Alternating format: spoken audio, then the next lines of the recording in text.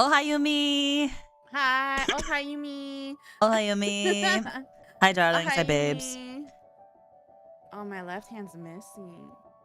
Oh, I should have, what's it called? I should have, what's the word? Use the doo doo doo doo doo doo doo doo doo doo doo doo doo doo doo doo doo. Do do do do do do do do. Do do do do do boo boo boo boo boo boo boo. Do do do do do do do do do. Boop boop boop boop. You don't need it. We just make it with our mouth. We just do it with our mouth. That's what that is. Like, Yeah, we don't need shit. It's just a cappella, baby, right off the mouthpiece. we're the acapellas now. Oh, no. I don't want to be that one. I don't want to be that one. No. No, not that one. Any other one. Okay. Hello, everybody. Welcome to the stream. I am Kyoku. If you're new here, hi. If you're not new here, hi, darling. Hi, babes. I hope you're doing well today. I have decided to dress the part of a high schooler. So, how's life in the open ocean? It's sick. We actually have a stinky dog today with us. Dogfish today. I'm also dressed the part today. This is how I dressed in high school. I haven't changed clothes since. Holy shit. Yeah. But Jindo, do you want to introduce yourself really quickly? Hello everybody, my name is Jindo. I am your unfriendly neighborhood tomboy stray dog, and I am a VTuber and artist and voice actor sometimes, and I'm also streaming on YouTube now. And it's been maybe 5 years since I've refrained from the illness of Glee. And now I we're wonder what that's fully like. going back in, or fully immersing back in, maybe. Yeah. So for anybody You're who never cured. has been in on my channel for a while, or just been a fan for a while, my favorite TV show is Glee. I have never fully indulged or given you like the full power of how much I love Glee on stream. I've never done that. I always like make attempts, but then I get too embarrassed because it's Glee. It's cringy and it's not that great. But I have a very strong feeling that talking with Jindo that you guys like you guys get an idea when I talk to you guys about it, but you guys don't know anything about Glee in the way that I know about Glee, so it's hard to talk to you guys about it. Not that it's a bad thing, but it's just like you guys don't get the full effect. And I think today you guys will get the full effect of how much and how bad my brain rot is. But Jindo, on a scale, like what would you say like your Glee knowledge was at while the show was airing?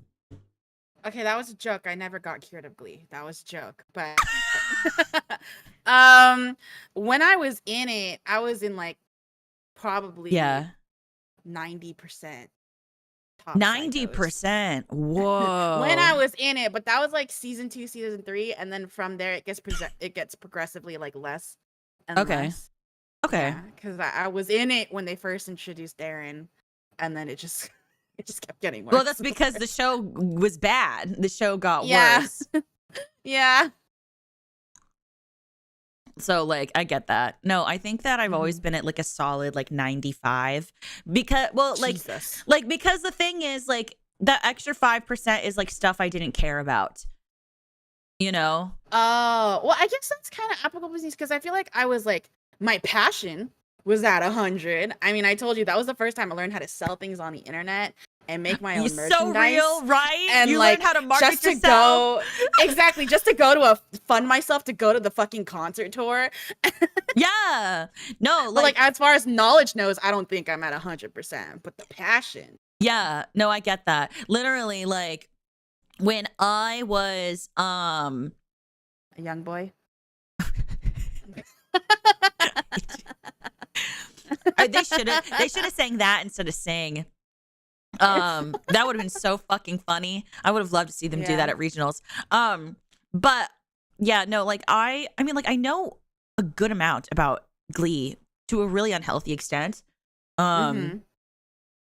And like, but like there were a lot of things that I really didn't care about that I don't remember at all whatsoever. So like when I go back into the show, I'm like, this happened, and I'm like, oh wait, yeah, it did. I just don't care. Yeah.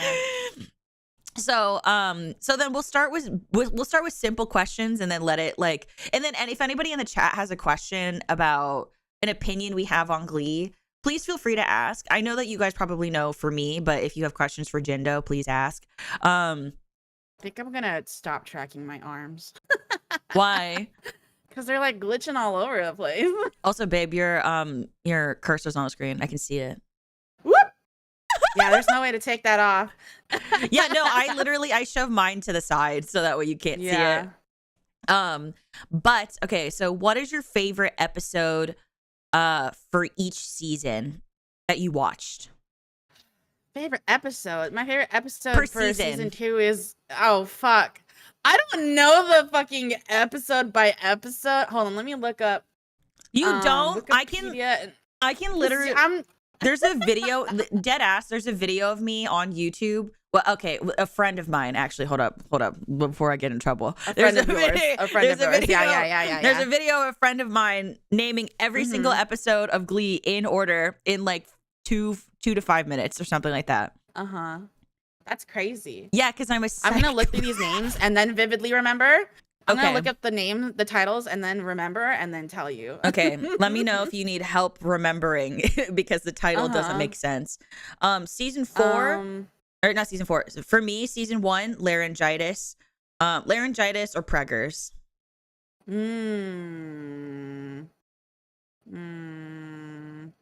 saying that's your season 1? Yeah, laryngitis or preggers. Laryngitis is Rose's turn. Preggers is single ladies. Oh, but I like vitamin D. Yeah. You know what? Actually, oh my God, I just realized the vitamin D thing, that's also like another innuendo. Vitamin D's nuts. No, just dick. Dick, vitamin dick. Okay. I just like the songs from it, and then I like how like they're hyperactive. Yeah. And then before their number, which is like, and angels. And angels. And angels. Okay, no, that's really good. So basically, for anyone who's never seen that episode, Mr. Schuster, his crazy wife. Oh my God, did you know that she was in Quest for Camelot? No, I didn't watch Quest for Camelot. Okay, I'm gonna make you watch it anyway. She sings? No, I don't think that she's singing in it, but she's in it, and she doesn't, and it doesn't sound like her. I didn't know until I googled it. It's crazy. But anyway, so like what's it called? That episode, his wife becomes the new nurse, and she gives all of the students like vitamin D pills, and so they're basically hyped up on drugs for this singing competition, and then no one is declared a winner because they're on drugs. Can I tell you a fun story about that? Yeah, sure. I that was me IRL. I was very bad at PE. I was very bad at PE in high school, and that's when they made us do like the mile runs. Do you remember that? Oh God, yeah. Yeah, and I would always just like walk some of it. I never got like above a 12-minute mile. And so one day I was like, you know what? Let me take some caffeine pills because I don't know, my friends were into it at the time. And I took a caffeine pill right before PE, and I did a 8-minute mile. Oh my God. PE teacher was so confused because I clearly didn't cheat because she sees me on the track. She was like, oh, wow, you did really good today there, Jindo. And I was like, yeah, you know, like I'm feeling really good today. And then I never did it again because I felt like I was going to have a heart attack. That's me. That's me when I drink too much caffeine. Which, by the Yeah. way, if you are healthy and you would like caffeine or like something to spice up your water, you can by using the code UMI for 10% off your gamer subs. Actually, a couple of people have already done like orders with their gamer subs, so thank you for using my code. I appreciate it. Don't take caffeine pills. Take gamer subs, brothers. Yeah, take gamer subs. support your whale shark instead. Because the funds that I get from gamer subs goes into me being able to get you guys a docky. So like, Bro, do you know that like an 8-minute mile's not even like that amazing? That's like very. I think no, that's average. The fastest people, yeah, that's average. But the fastest people in my school were like fucking 5 minutes, and I was like, I was about to say the fastest mile I saw was about 4 or 5 minutes. When I was in, why are you running for your life? Calm down. They were like, because the sooner I get it done, the sooner I can sit. And I'm like, are you crazy? You're gonna sit for like 6 minutes. Come on. I was like, no, my my ankles, because like I have bad ankles and bad knees. So I'm fucking walking. I don't care. Who needs this presidential fitness award? I don't. So like, fuck off. Yeah. Yeah. What was your favorite character? Who was your favorite character from season 1? Since the characters are different in season 2 and season 3. Kurt. That's fair. He was gay. And I'm gay. You're so real for that. Holy shit. I thought my favorite character was Kurt in season 1, but it's actually Finn. He's good. He was very much just like your average himbo, like a good boy himbo back then. Well, I just because he was a good boy, and like genuinely just stupid. Yeah, and the thing is, like, he very genuinely, like, he loved his mom, he cared about his girlfriend, and like all he wanted was for people to be happy. And I think that's and I like that. Very rarely do I enjoy a himbo type, but Finn was like the first time I was like, this is a sweetie. Drizzle.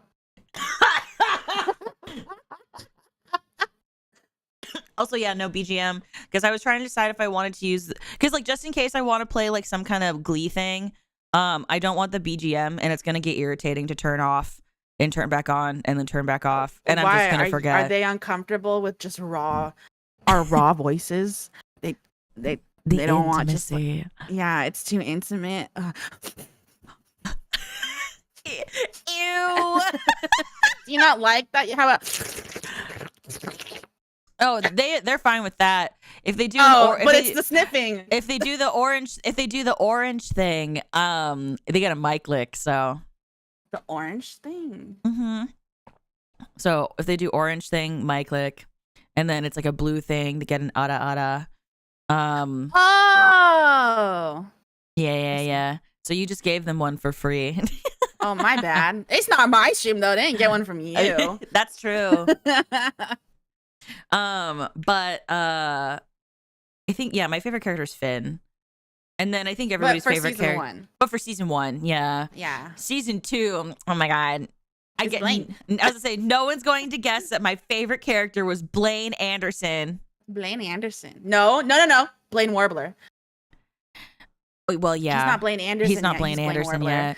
But like, God. Because Blaine Anderson, well, I love Blaine and I love Blaine. Like, well, because like, no, but he wasn't Blaine Warbler. We were calling him Senior Blaine until he called himself Blaine Warbler remember?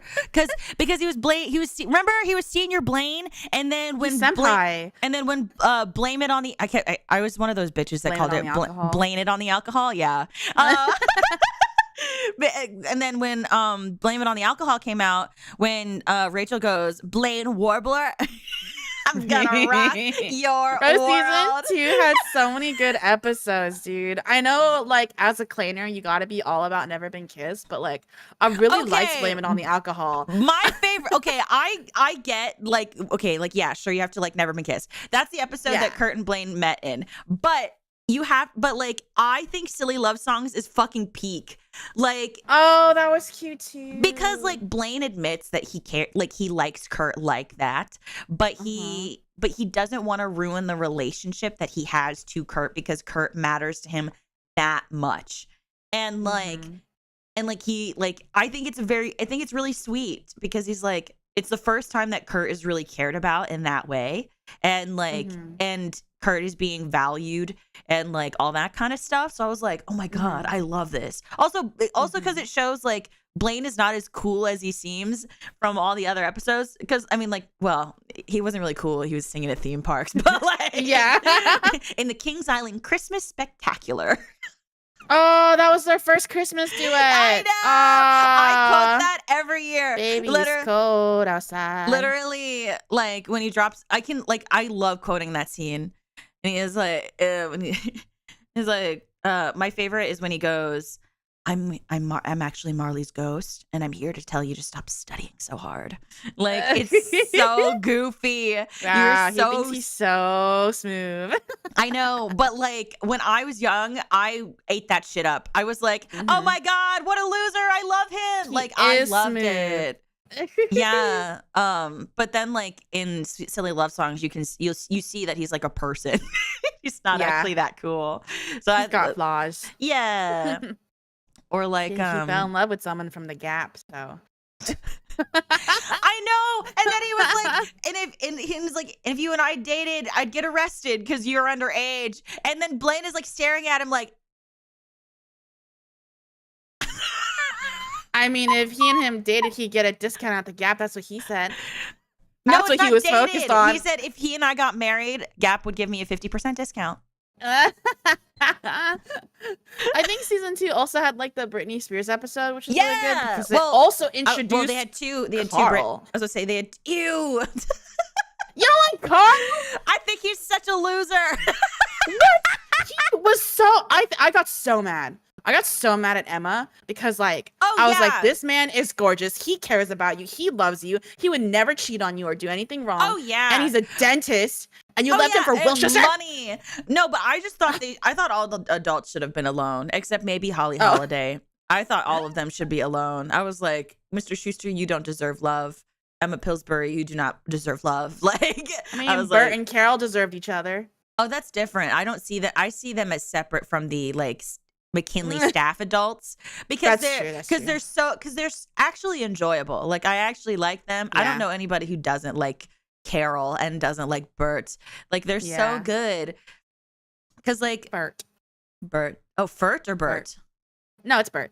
Oh, I was like, are you talking about Fert? I was remembering the episode Fert where they got married and Finn called him and Kurt Fert, and I was like, that's a horrible no. Okay, but like, I actually thought it was cute because like, I mean, Santitney's ugly, but like, Fert. But Fert wasn't bad. Well, because like, think about it. Their old ship name was Kin. So?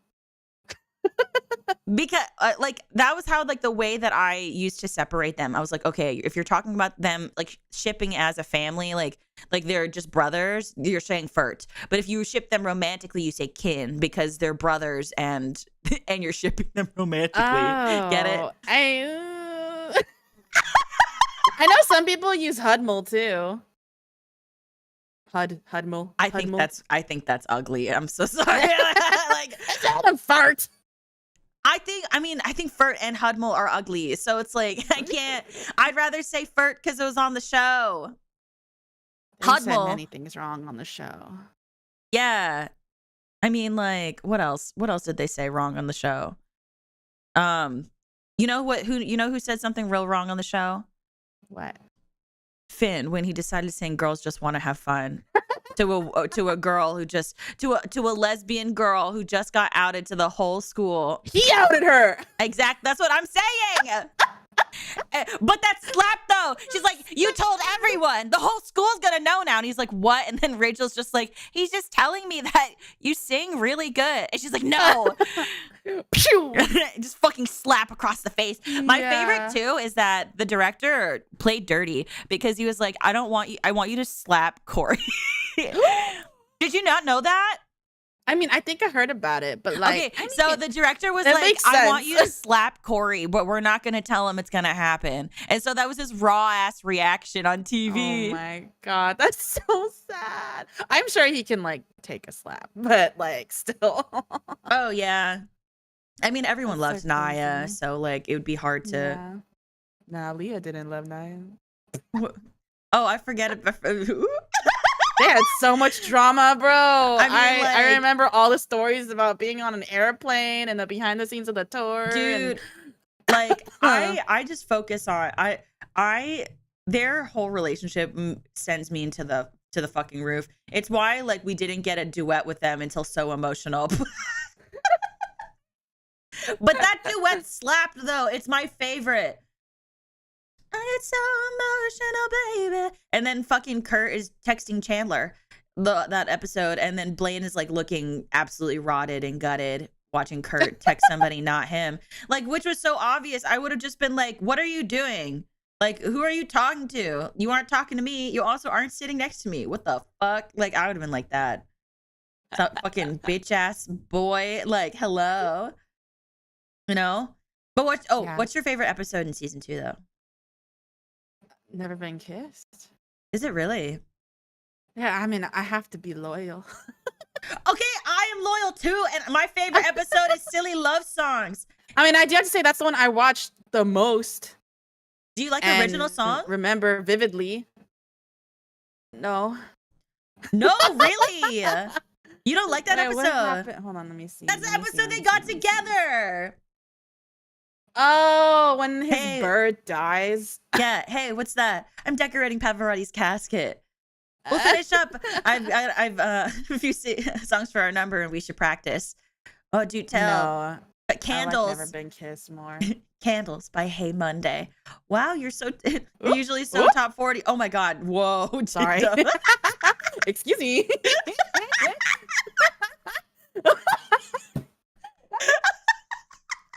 I accidentally touched the top of my screen and it started moving. It's okay. Sometimes I do that on stream too, and I'm like, oh, I hope nobody says anything. No, but yeah, like what's it called? One, I have to point this out too. Why did literally Blaine picked a breakup song for their duet? Candles by Hey Monday. That's a breakup song, sir. Like, hello? Oh my God. I don't know. It's the introduction of Blaine, you know? I can't not. I love it. because he's such a show-off face. Yeah. And the fucking slow-mo run down the hallway where he's holding the wrong hand. Like, iconic.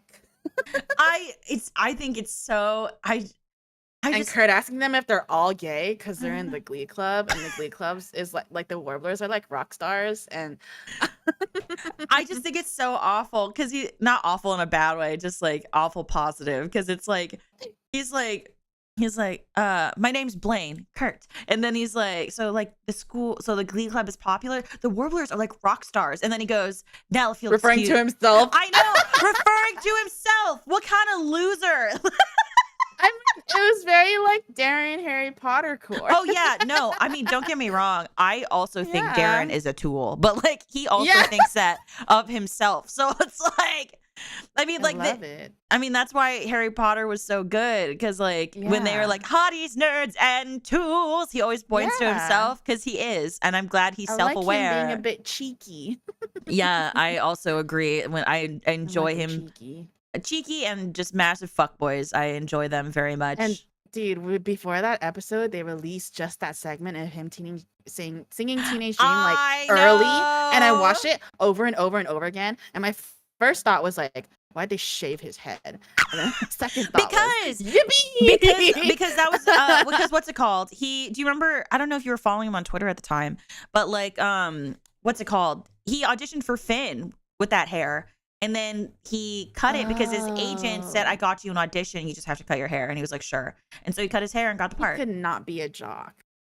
I love the idea that he would be Finn Hudson. I think it's the funniest thing in the world. They would have to put him in an apple box for every scene. Yeah. No, because Leah's very small. They're the same size. Did you not see the DCLM tour? They look the same height on stage. Like, yeah, but they're, they work for each other.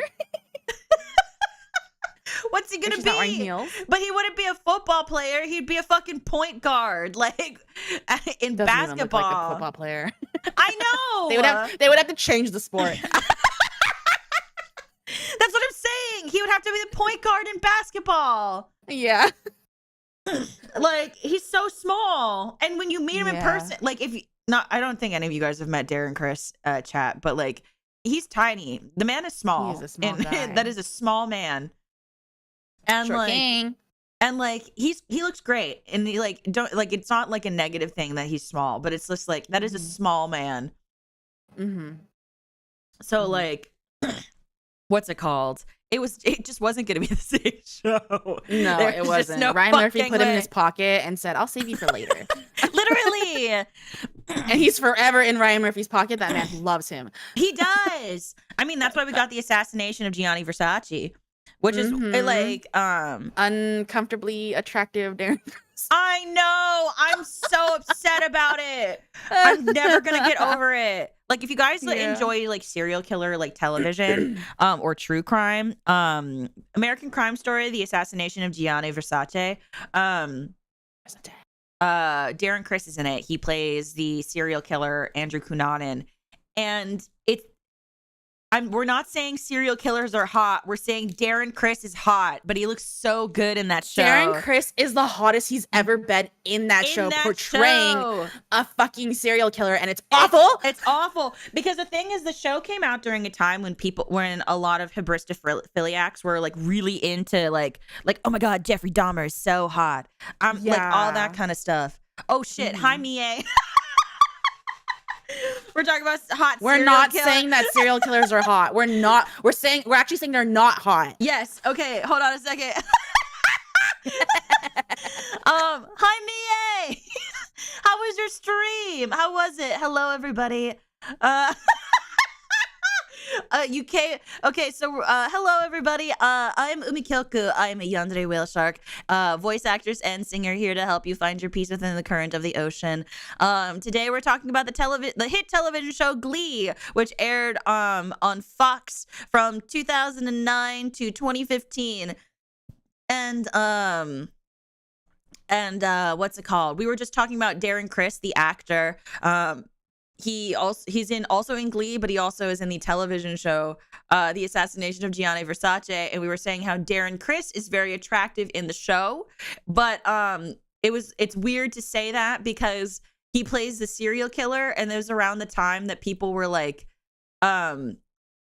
attracted to serial killers, like very publicly. It was like a popular thing, and so we're saying that it's not.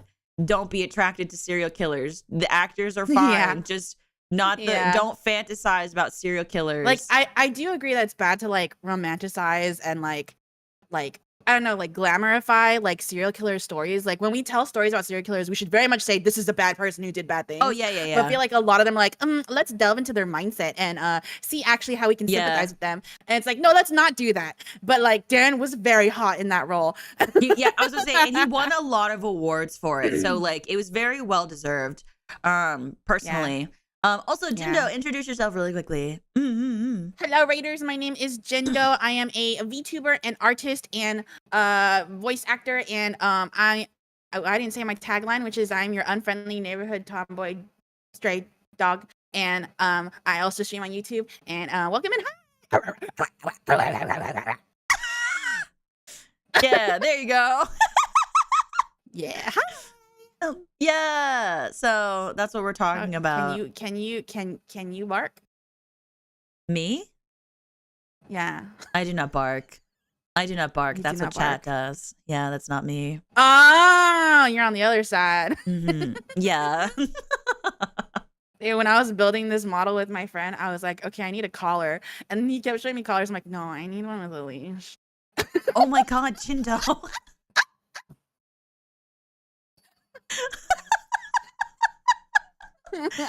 Oh my god, no. It's like, cause there are other like collars out there that are much more detailed and bigger and stuff like that, but this one had the leash on it. Oh my god. A lot of people keep calling my lay down. Oh, thank you, Mia. Thank you for the raid. I love you. Bye. Have good lay down. But chat, would you like to show a good example of the barking? Or yeah, everybody bark for Umi. Or in general, if you would, or you can glub glub glub glub glub glub glub glub glub. That is also acceptable and Glub, okay. glub, glub. Like a fish? Yeah, because we're underwater. Put your lips together like this and kiss. What the fuck is that? That's from Little Mermaid. I know, but like, where'd it come from?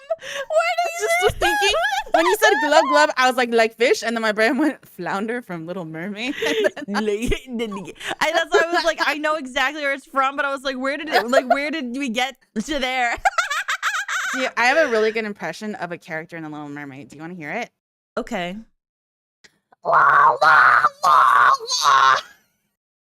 Oh, I wonder who that is. Oh yeah, I can It's only... Aquafina. You're right.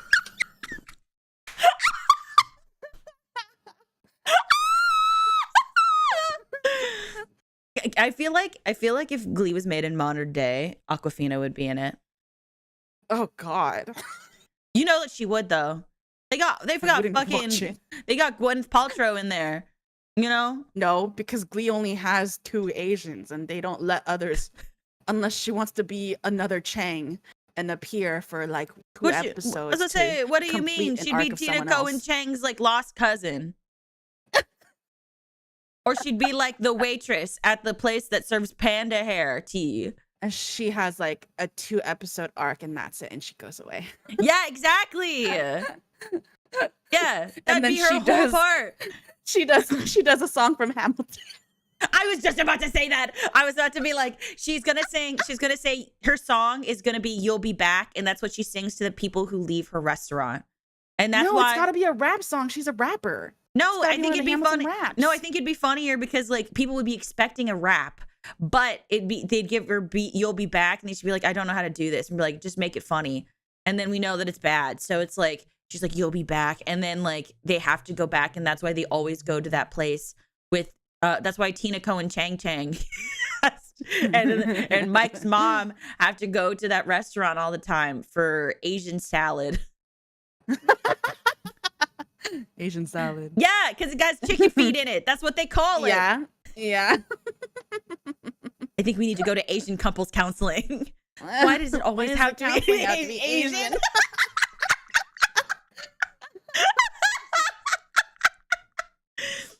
The what? It panda hair tea. Do you not put panda hair in your tea? Yeah. I do. I'm Asian. I put panda hair in my tea, and I put chicken feet in my salad. Raw chicken feet that I get. And when I go to the grocery, no, that doesn't work. I do go to the Asian grocery store. I was about to say, I can't be with you on that one. I go to the Asian market. When I go to the doctor, I go to the Asian doctor, and when I go to, man, I don't go anywhere.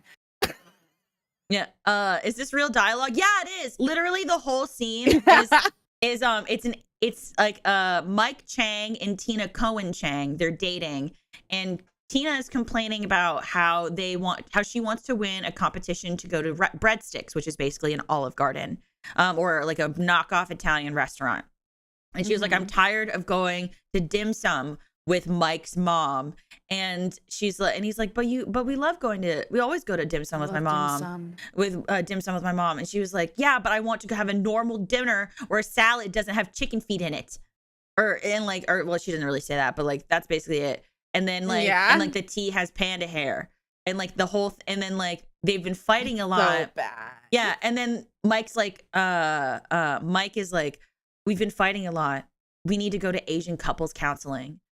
And then Tina's like, why does the couples counseling have to be Asian? Like that is the whole scene. And they're in like the school library. Oh, and then when they sent Sunshine to the Asian crack house. Oh my God. No, it was the crack house is also Asian. It was in an active crack house. But Glee is not going. The show started in 2009 and it ended in 2015. So and thank God it ended like right before BTS got big. Yeah, I know. I would have loved to see them perform "Nobody" by Wonder Girls because it was really popular around that time, wasn't it? I think that was before, Or what like quite a while before was it? I 2015. thought Yeah. nobody was 20. I thought nobody was 2008. So it still would have worked for their time frame if they started in No, 2009. they would have, if it was 2015, they would have done like Big Bang. That was the big one in America. I want to see Darren Krista do G-Dragon. Yo, my ha breaker. In like full Lady Gaga get up. Oh my god. Now that we're okay. What was your favorite episode in season 3? I gotta look it up. Oh my god. I gotta look up season 3. Oh, this one is the one with this is the Christmas one that Artie was directing, right? Yeah, Right? Extraordinary Merry Christmas. Yeah, I like Christmas. and then we got that banger. It's an extraordinary Merry Christmas. Gonna stay with you till Santa grants my wishes. Oh wait, there's Big Brother in this season. Yeah, Big Brother's in this season. Blaine Anderson has a big brother. I'm sold. I'm watching it. Good luck. Fucking Matt Bomber, bro. He's got the sexiest brother on earth. I know, but I'm not gonna lie. After cut, like, why did he sing a breakup song with his brother? I was just about to say. I also hate the cover of Fighter that Blaine did. I think it's. Oh, I don't like that one either. I hate it. Like, I think it's like he's so little. Watching that video, he's so little, and I was like, what is this? I don't hate it. Also, but then this season, the prom one, Blaine had his songs, right? I'm not gonna teach him how to dance with you. No, that's season 2. Oh, Prom go here in season 2. No, but he was dating Kurt. Because remember at the beginning, Kurt was like, do you want to go to the prom with me? And then Blaine is like, it's kind of a sore spot because I got beat up at my last school dance, and that's why I had to transfer schools. And yeah. And then Kurt was like, oh, well, we don't have to go. And he was like, no. He was like, I would love to go with you because you're the person I love. Or whatever. Well, they didn't say I love you yet. When they said I love you, the world shut down. But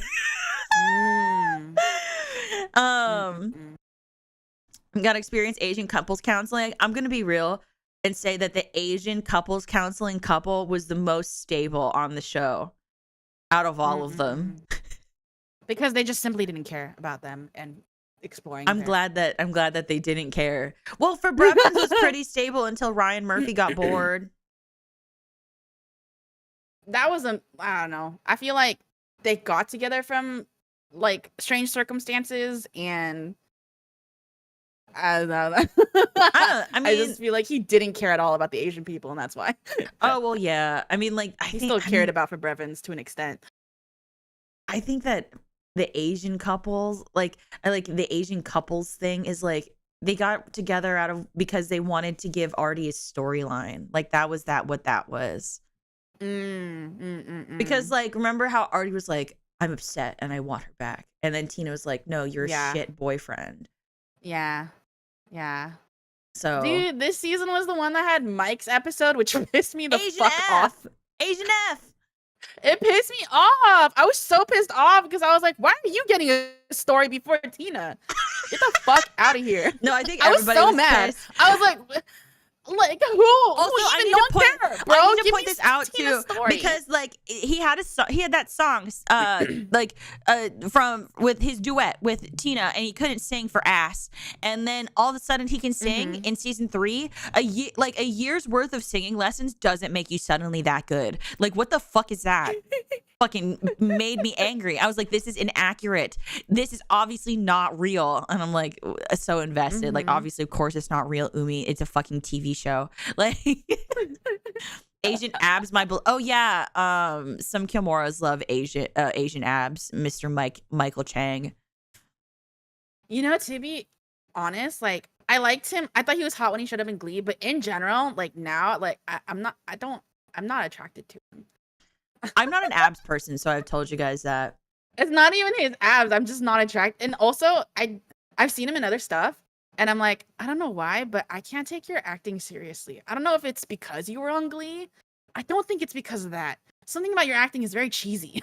No, I feel that way about when I watch like Hemo do stuff. Who? Oh, has she done things outside of Glee? Yeah, she just did a television show with Skylar Astin. Oh, and she's done a Lifetime movie where she was an actual yandere, and I love that movie. But like Lifetime movies are really cheesy.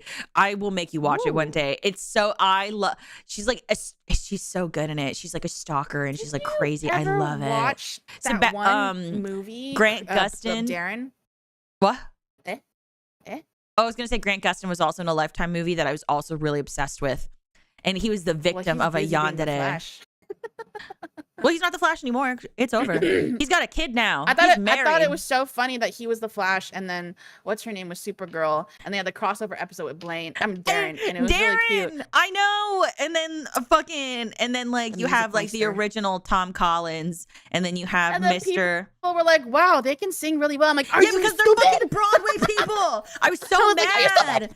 Like there's the cast, like people from Hamilton is in there. The original iconic Tom Collins. Like even okay, like I know you don't like Rent, but you have to admit, like having someone that is like part of Broadway legends in a TV show, like you got to show respect. Like even Jeremy Jordan is in there too. Like what the fuck?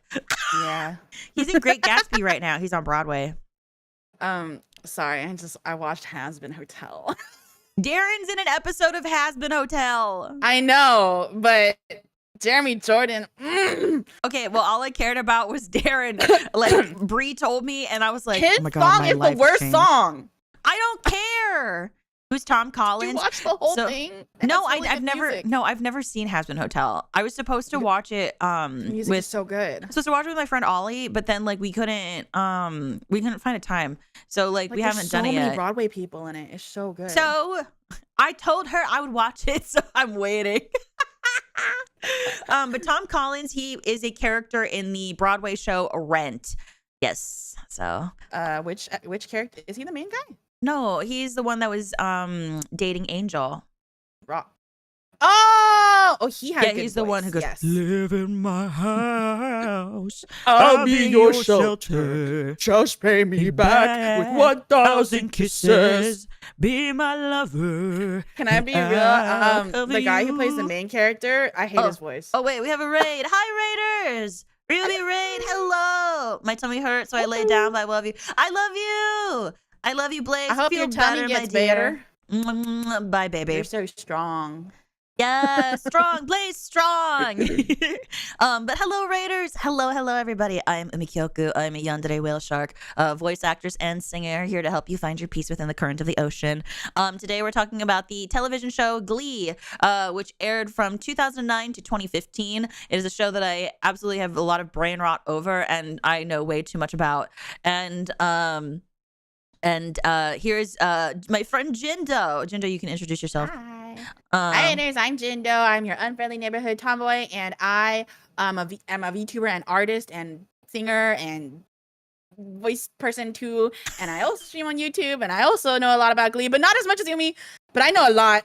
Yeah. So, people have been wanting me to go full force Glee brain rot on stream, so I was like, oh, I'll bring Jindo and then we'll just talk about Glee for a while, and then you guys can see that I like Glee. I don't think it's totally normal and okay. Yeah, I don't think it's a good show, so like if you end up wanting to watch it, please watch at your discretion. It's not the greatest. Yeah. But Blaze, I love you, and I'm sure that the Ryubi's had a wonderful stream as well. So yeah. Did I tell you I met Corey once? No, you didn't tell me that. I did. He came to my school, and because he had a band, and they did a little show at my school. Oh, cute! And I brought him my drumsticks to sign, and I still have those somewhere. He was very nice. That's really sweet. I've never gotten. I never got to. I was I did the stage door at the Glee tour. But they didn't. Jesus. Oh yeah, I fought. How tooth and expensive nail was that? I just go to the Glee tour. Yeah. No, to what No, I didn't like do meet isn't and that like a greets. special VIP package? No, there were No? no VIP packages for my concert. So Oh. I fought tooth and nail to get to the front of that gate. Oh. But the only people that I got to meet were the Warblers. I didn't get to meet any of the main cast. Wow. It's just Darren and I the really wish I still Warblers. had my shirt. I have mine. It's here in my room somewhere, but I'm not sure. I have to go look for it. But I have my I actually have my Glee box like set over there. Like I have my Not your muckraker. Glocks. Yeah. Shut the fuck up. That sounds so bad. Your Glocks. But I have like my muckraker. I have all my DVDs, the Glee karaoke Wii set. I have all of my books, like the Leah book, the Naya book, Chris Colfer's books. I have a bunch of stuff. And You have like, Jenna's book? yes, I do. Why? Yeah, I have a bunch of it. Like Me acting like I've read anything. Except for Chris's books. I have one of Chris's books. I haven't sat down to read them because I am not the target audience for them. So I just didn't. I didn't read it. I am. I love children's books. No, I when I say I'm not the target audience, I mean I don't like reading. Oh, I like fiction and things for a younger my favorite type of book is like really cringy, like inserty, edgy, like teen fiction. I see. I think it's so fun. That's my favorite. I like in terms of books, I read a lot of like acting books. So like actors and they're talking about what their career is like and the acting advice they give out to other people. So it's like I don't want to call them biographies, but like but it's just like it was always really helpful for me because like Jenna Fisher's book from The Office, her book was amazing because she didn't like quote unquote make it until she got the office and she was like into her 30s and like and so it was like it was like nice to know like or like read it and be like, oh, like it can happen to you at any time, just like keep working hard and don't give up type of stuff. So I like that kind of stuff. But otherwise I used to really enjoy reading, but now I just think it takes up too much of my time and I'd rather do other things instead. So I used to read so much as a kid and then I got into manga. Yeah. I just don't care anymore about reading. I know a lot of people are like, but reading is good for you. And like I do agree with that. But like I cannot sit down long enough to feel immersed into a book. And I'm so picky as well about the genre, the setting, the like if I so basically what I do is when I go to a bookstore is I read the last chapter, and if I don't like the way that it ended based off of the last chapter, I don't buy it. That's I know, but like if I think your book sucks, I'm not gonna read it. Like if your ending is shit, like what if you're ending shit, I don't care. Well, you're not gonna understand it. If character like okay, but I have like a specific criteria. Like if it doesn't read as a happy ending, I don't want to fucking read with that. Like who cares? I don't like so I don't know these characters well. I don't know what the hard work they did to lead up to this point. If your character dies, I don't give a shit. If it's supposed to be a romantic book, but then like they get married and then he dies, what's the fucking point? I don't want to read that. Who cares? Oh, I used to prefer reading over watching TV. No, fuck that. I read so many books. Like and okay, some of them were bad but fun. So like this is what started it. Okay, so so there's a movie called Nights in Rodanthe. It's a Nicholas Sparks movie, and well, that was your first. No, I know that, but like, but like the thing is like I didn't really watch it. My parents watched it. But like I had gotten a general idea of what it was about because I don't really like romance movies. It's not really my thing unless it has like a certain level to it. Like unless Mandy Moore's in it. I like that. Okay, I will say I hate that movie, but I also love it. Me too. It's really hard to explain. Like the music. I just like the music. Yes, there. Okay, so you get it. Yeah. But like. Fuck it. Oh my God. Walk to remember. Anyway. But like, what's it called? Basically, like, they spend this whole movie trying to like get together and be happy, and they deal with all these like hardships. Mhm. What if the book is a part one of a series? I don't bother then. And so like Did you uh ever read Harry Potter?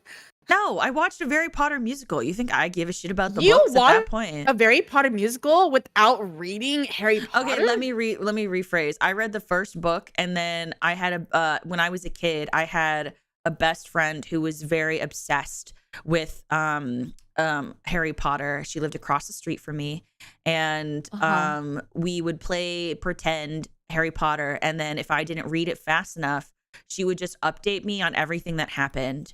And and then God. that was how I experienced it. And then we would watch the movies together. Because the thing is, I wasn't no, well, because but anyway, so back to what I was saying. So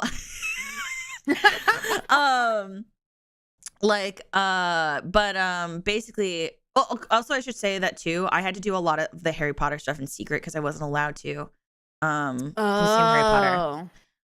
Which is why it was a lot more difficult. But anyway, Nights in Rodanthe, they did all this stuff trying to be together, like bad exes, bad divorce proceedings, that kind of stuff. And then they finally got together, and then one of them's a doctor, and so he decides to go across, like go to a different country to be a doctor there, and then he dies. Wow. And I was like, tragic ending. I was like, so then what's the point? What's the point of reading all that? To feel something, Umi. To feel something. Okay, well, I felt something while I was like consuming the beginning. Okay, like, okay, he's dead. Like, what the fuck is the point? Do you not like to watch like sad things sometimes? No, I love sad shit. Okay. I like listen to sad music exclusively so that way I can cry.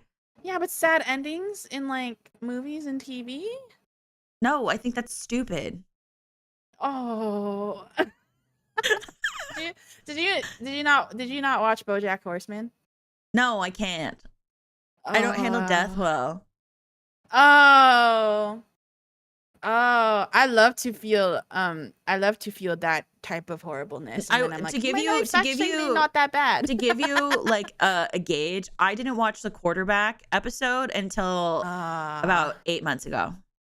Oh, I love to feel something. I also love to feel something, but it's usually more self-inflicted, and it also feeds my insecurity, so I feel like shit for a month.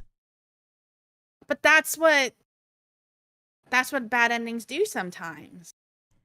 Getting together with somebody and then they die is not what it doesn't feed insecurity. It's stupid. Okay. That's what happened in A Walk to Remember.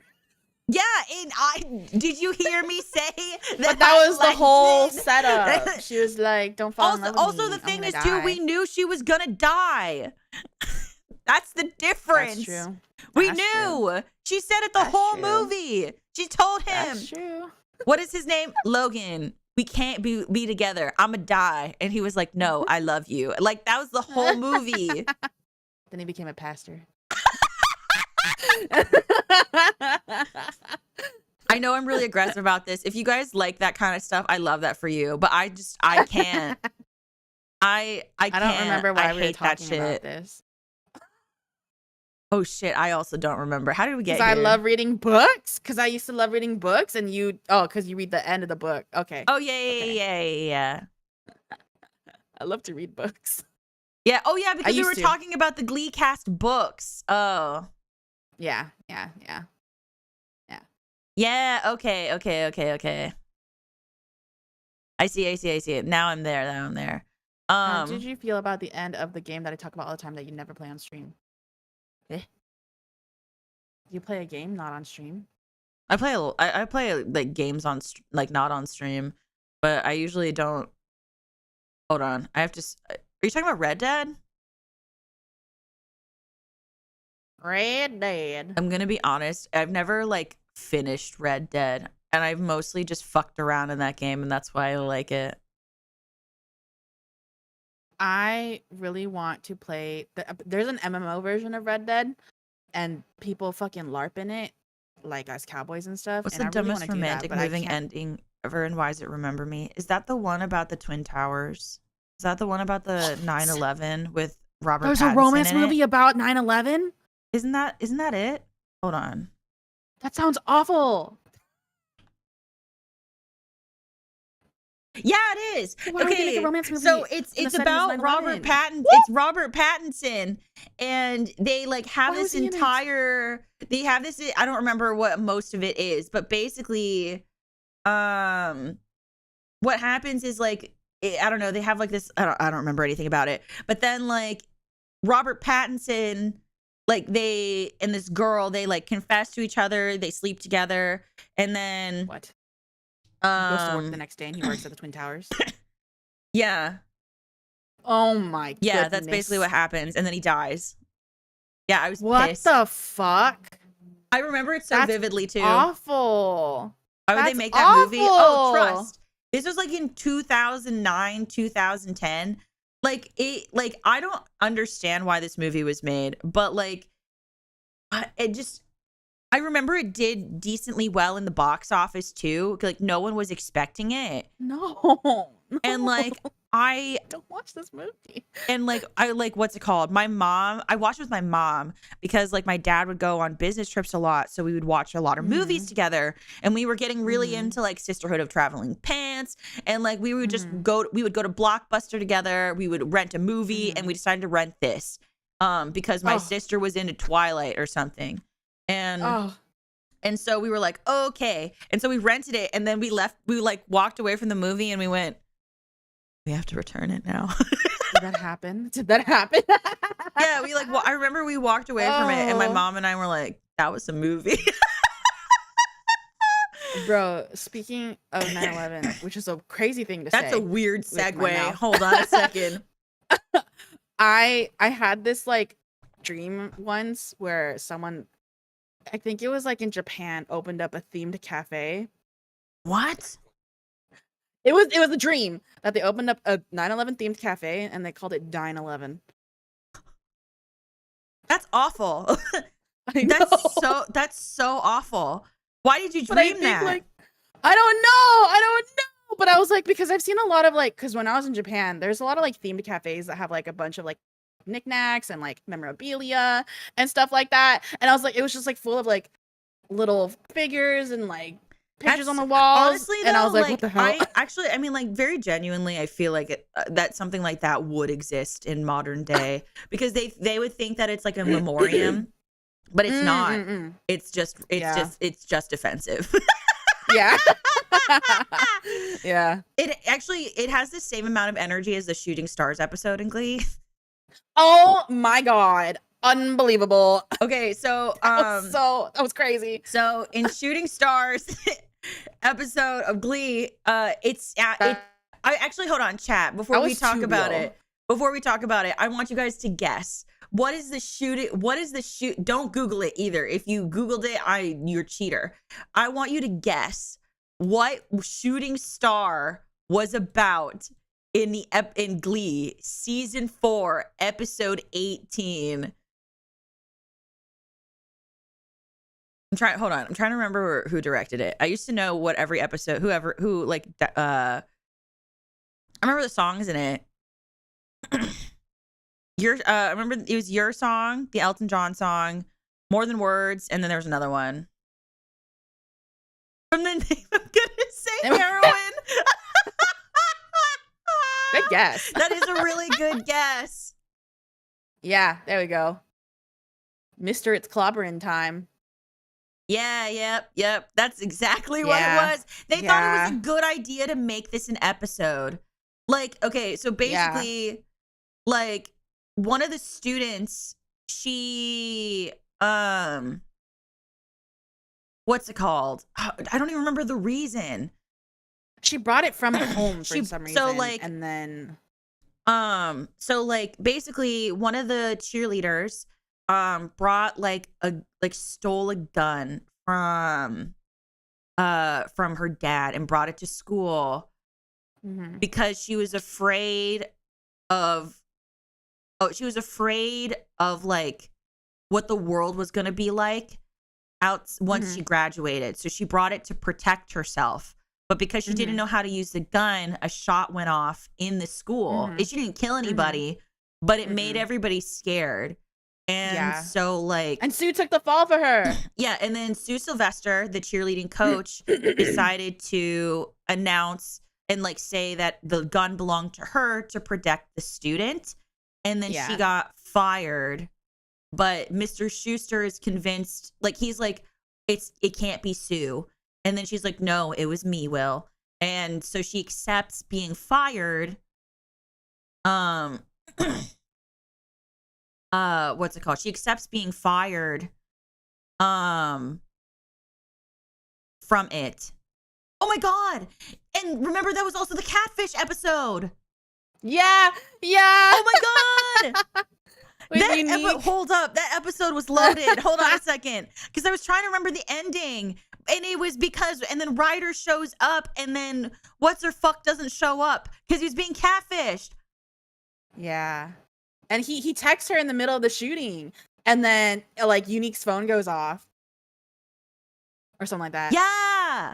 Holy shit. That episode was unnecessary. Also, the catfish. Unnecessary. That storyline was unnecessary. And I'm pretty sure it happened because a big one happened. Yes, like that was why in they real did life it. At the point, and I was like, "That's kind of no, don't do that." Yeah, no. So, if I remember correctly, it was the Sandy Hook shootings. Oh, oopsie! Why am I doing what? Peace. Hold on a second. No. Okay, there we go. Sorry, I don't know why that does that. I don't know what the toggles are for this outfit, so I was like, "What's happening?" But Glee had this problem, and they did this with everything. Anytime there's every modern day problem, every problem or everything that came to light, they decided to cover it in Glee. And I think it was because in the first 2-3 seasons, they were known as that show for being the first for everything. Like, it was the first time gay kids were normalized, and you had like boys, theater kids were normalized. Yeah, like it was the first time like a lot was being normalized, and they decided to you put that throughout. They kept trying to one up themselves. Yeah. So like, you know, they tried to include everything. And so after, I think it was the Sandy Hook shootings, they decided to do that episode, and they put like warnings to like educate people on how to stay safe and like all this kind of stuff. And it was just like, this episode wasn't necessary. It just seemed all very much in bad taste, and it was so bad. Like, just stay in your fucking lane, Glee. Yeah. I mean, this was when Glee was going off the rails anyway. Like, it wasn't a shock. Like, I remember, like, after the breakup episode, like, it was just insane. Like, it, like, the show was just a fever. Like, I think season 5 was a fever dream. I barely remember most of it. That was the season that had, like, this part we need to be left alone. I agree. Like, it's just insane. Insane. And that had the quarterback. Yeah. And then Kurt and Blaine got back together out of nowhere. That was, you know, they got back together out of nowhere. As they do. As they do, as one does in Glee. You just get out of a relationship and get back in a relationship. Actually, did you say what your favorite episode from season 3 was? Nor. Season 3. Season 3. Oh, wait, I did. It was Christmas. Oh, the Christmas episode. Oh, okay. I love Christmas. I love Christmas. My favorite episode from season 3. I'm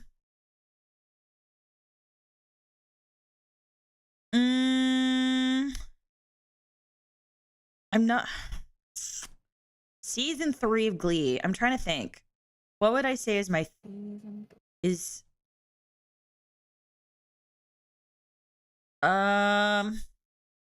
I don't know. Part of me wants to say the Purple Piano No, wait, Project. Big Brother. Matt Bomber's there. He's so hot. He's Know so your hot. score. And that's why it's a good episode. .com/savings. That commercial is so fucking stupid. Yeah. And then he's like, you're a celebrity. And then the way that Sue Sylvester pulls out her boob and asks Cooper to sign her boob in a hallway of school. Children. There are children. There are Yeah. children. Yeah. And his breakup Like- duet with his brother. I remember watching that episode and I was like, there's some sort of Oh my god! romantical And they charge. also. Well, that's when everybody started shipping Andercest. Yeah. Because and then also they had the two people in a wheelchair sing "I'm Still Standing" by Elton John.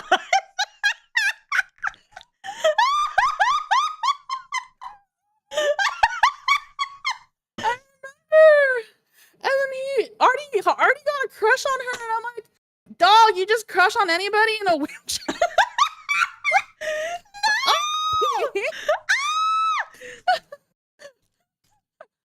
The show.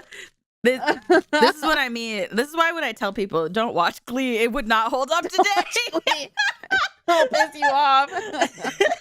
I will say though, the Duran Duran mashup, so fucking good.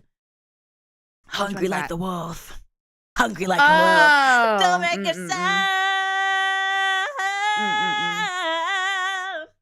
Yeah. And then oh yeah. Well, the thing, okay, I'm not gonna lie, I would have rather Quinn be with Artie than Joe. Oh, for sure. Joe was just nothing.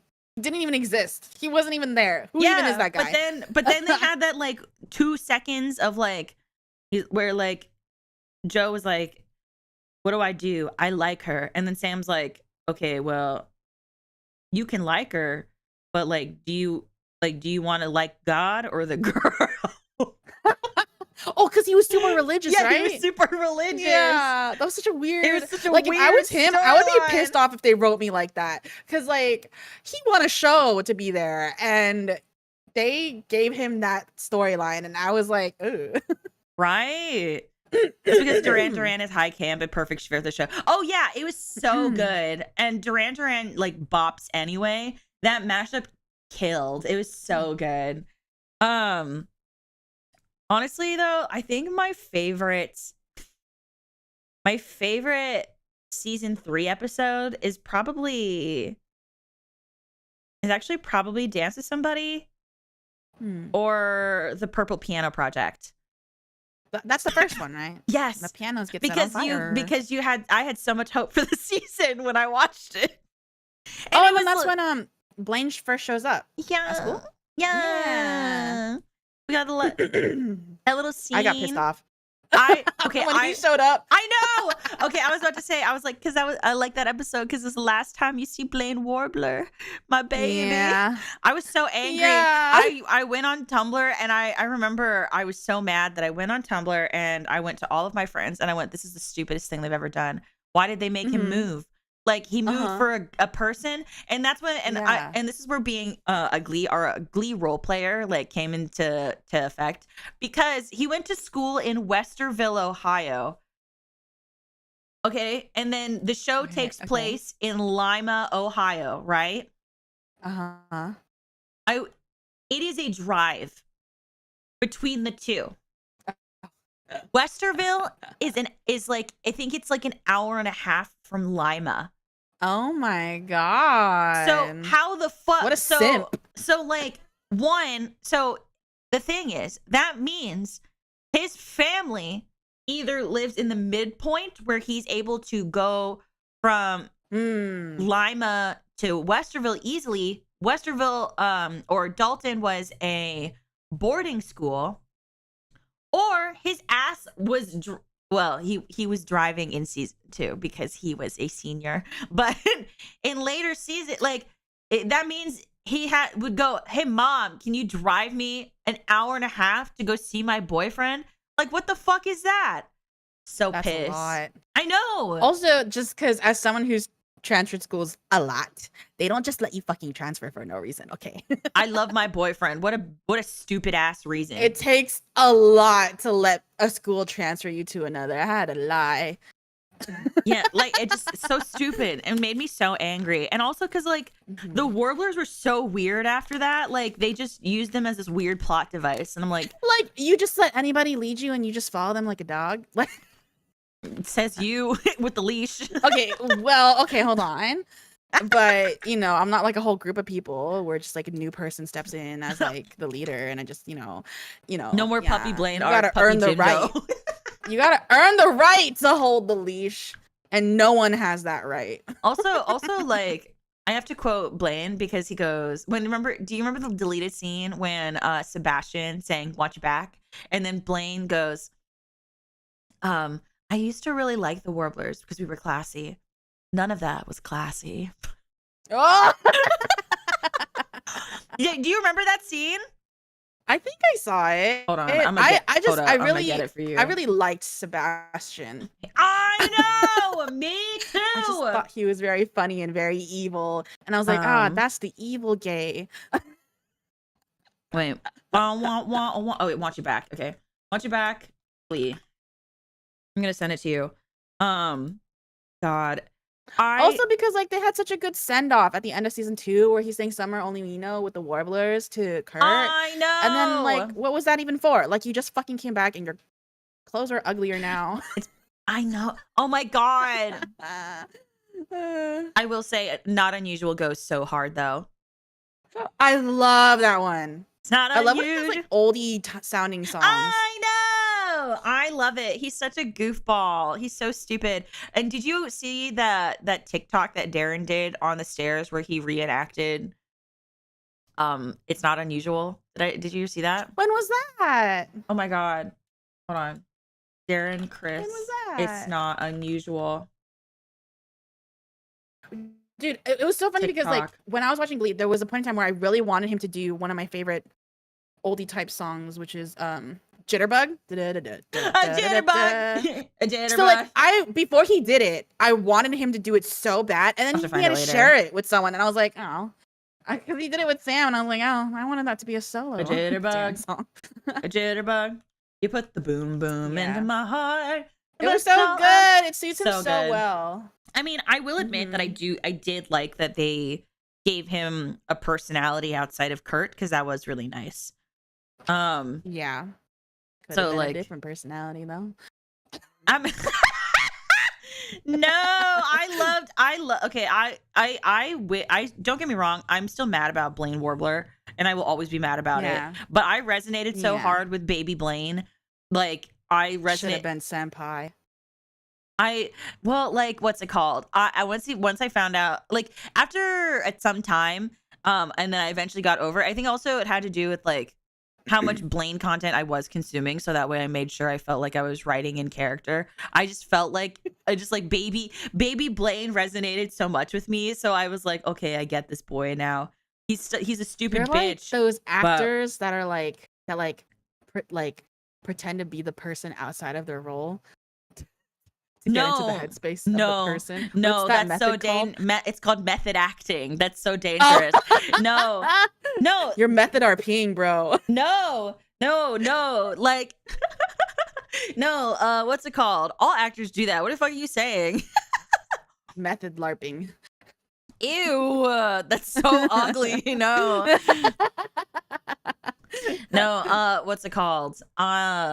But it was actually really helpful when I did do that, though, because when I went to acting school, it was just the same stuff. Oh, RP helped you be a better actor. That makes sense. RP helped me be a better writer. Yeah, I mean, that's how it works. Yeah.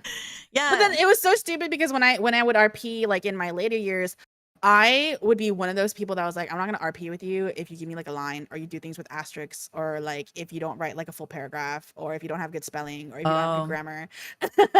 see, I later became the opposite, where like I was like, if you give me a couple paragraphs, I will not respond to you. What? Then what? Because like because like I was primarily using gifs and reactions and stuff. And so like Oh. I was more reliant on the acting perspective of it versus the writing.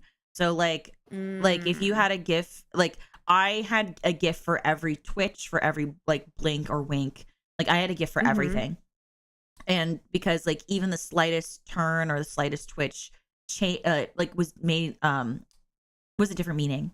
And so that's what I wanted. I wanted more people were focused on like that kind of stuff. And then the dialogue over like the writing. Like I don't need to know that the sky is purple that day, and I don't need purple prose in my DMs. Like I don't need that shit. That's a lot. But at least describe actions and stuff. Come on. Oh, I mean, like I'll do like a paragraph. Like if it's like if it's like a short one, if it's a short paragraph, that's fine. But like the long shit, I was mostly into one-liners because I liked the dialogue primarily. And then we would just talk about what they did. Actually, you want to know something really, really, really gross that I did? Yes. So I did an AU. Uh-huh. And Blaine was like 20-something. And I want you to guess who I did a 1-1 RP with. Like who the other character was. With yourself or there was someone else involved? Someone else. That's a 1-1. Sam? No. Sebastian? No. It better not be Karofsky. No. Ben? No. Who else do people put? Was it his rudder? No. Artie? No, I want you to really think out of the box for this one. Out of the box. Okay. Everyone in the chat's going to think I'm crazy. Darren Chris. There you go. That's crazy. That's crazy. I was about to say Joey Richter, but I was like, wait, no. The guy himself is like, that's worse. Because so when I first started getting into Glee RP on Tumblr, you had to join a group in order to get to audition and stuff. And the only one that what's it called? Why is this in my recommendations? I don't know. Hello. It's nice to meet you. I hope you have a good time scolding your YouTube recommendations. Hey, it shows you what you want to see. I know you're looking at big anime titty waifus on youtube.com. You're typing in anime titty waifus into the search bar. You're telling the search bar, YouTube, show me big anime titties. Oh my god. I don't think anyone actually puts that in the YouTube search. I don't know that. Oh my god. But anyway, what's it called? Was the first group that I joined. Like the only one that was open for auditions was a cast and character crossover RP. Oh. And so I auditioned for it because I just wanted to break into the scene. And I was like replacing someone who had played Blaine previously, and then they left, and then so they had to open auditions again for someone to fill that spot to continue the storyline. And it only I was only in it for about a month before it closed, but I like met one of like my closest friends at the time through it, and they wrote Darren, and then I was obviously only writing Blaine because I'm not comfortable writing real people. And yet you joined one with real people. Yeah, but like I wasn't comfortable like what's it called, like writing it myself.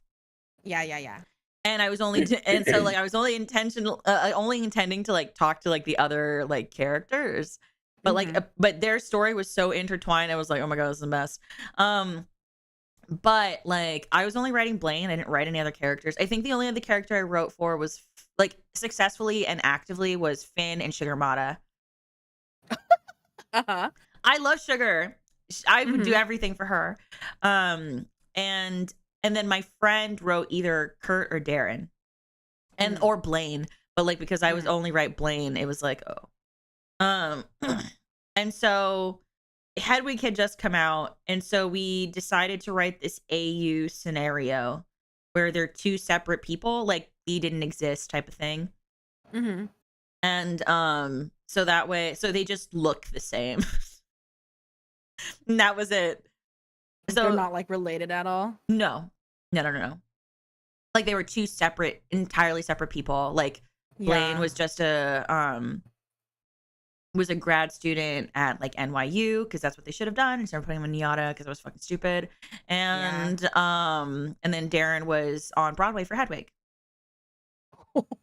Okay, and then where did that story go? They got together in the end, and I don't remember the rest of it. I think the blog is still up, but I have to look at it. Look, I'd have to go look at it. Oh my But yeah, god. shit was wild. The thing is, like, yeah, I remember it was just like the wildest thing.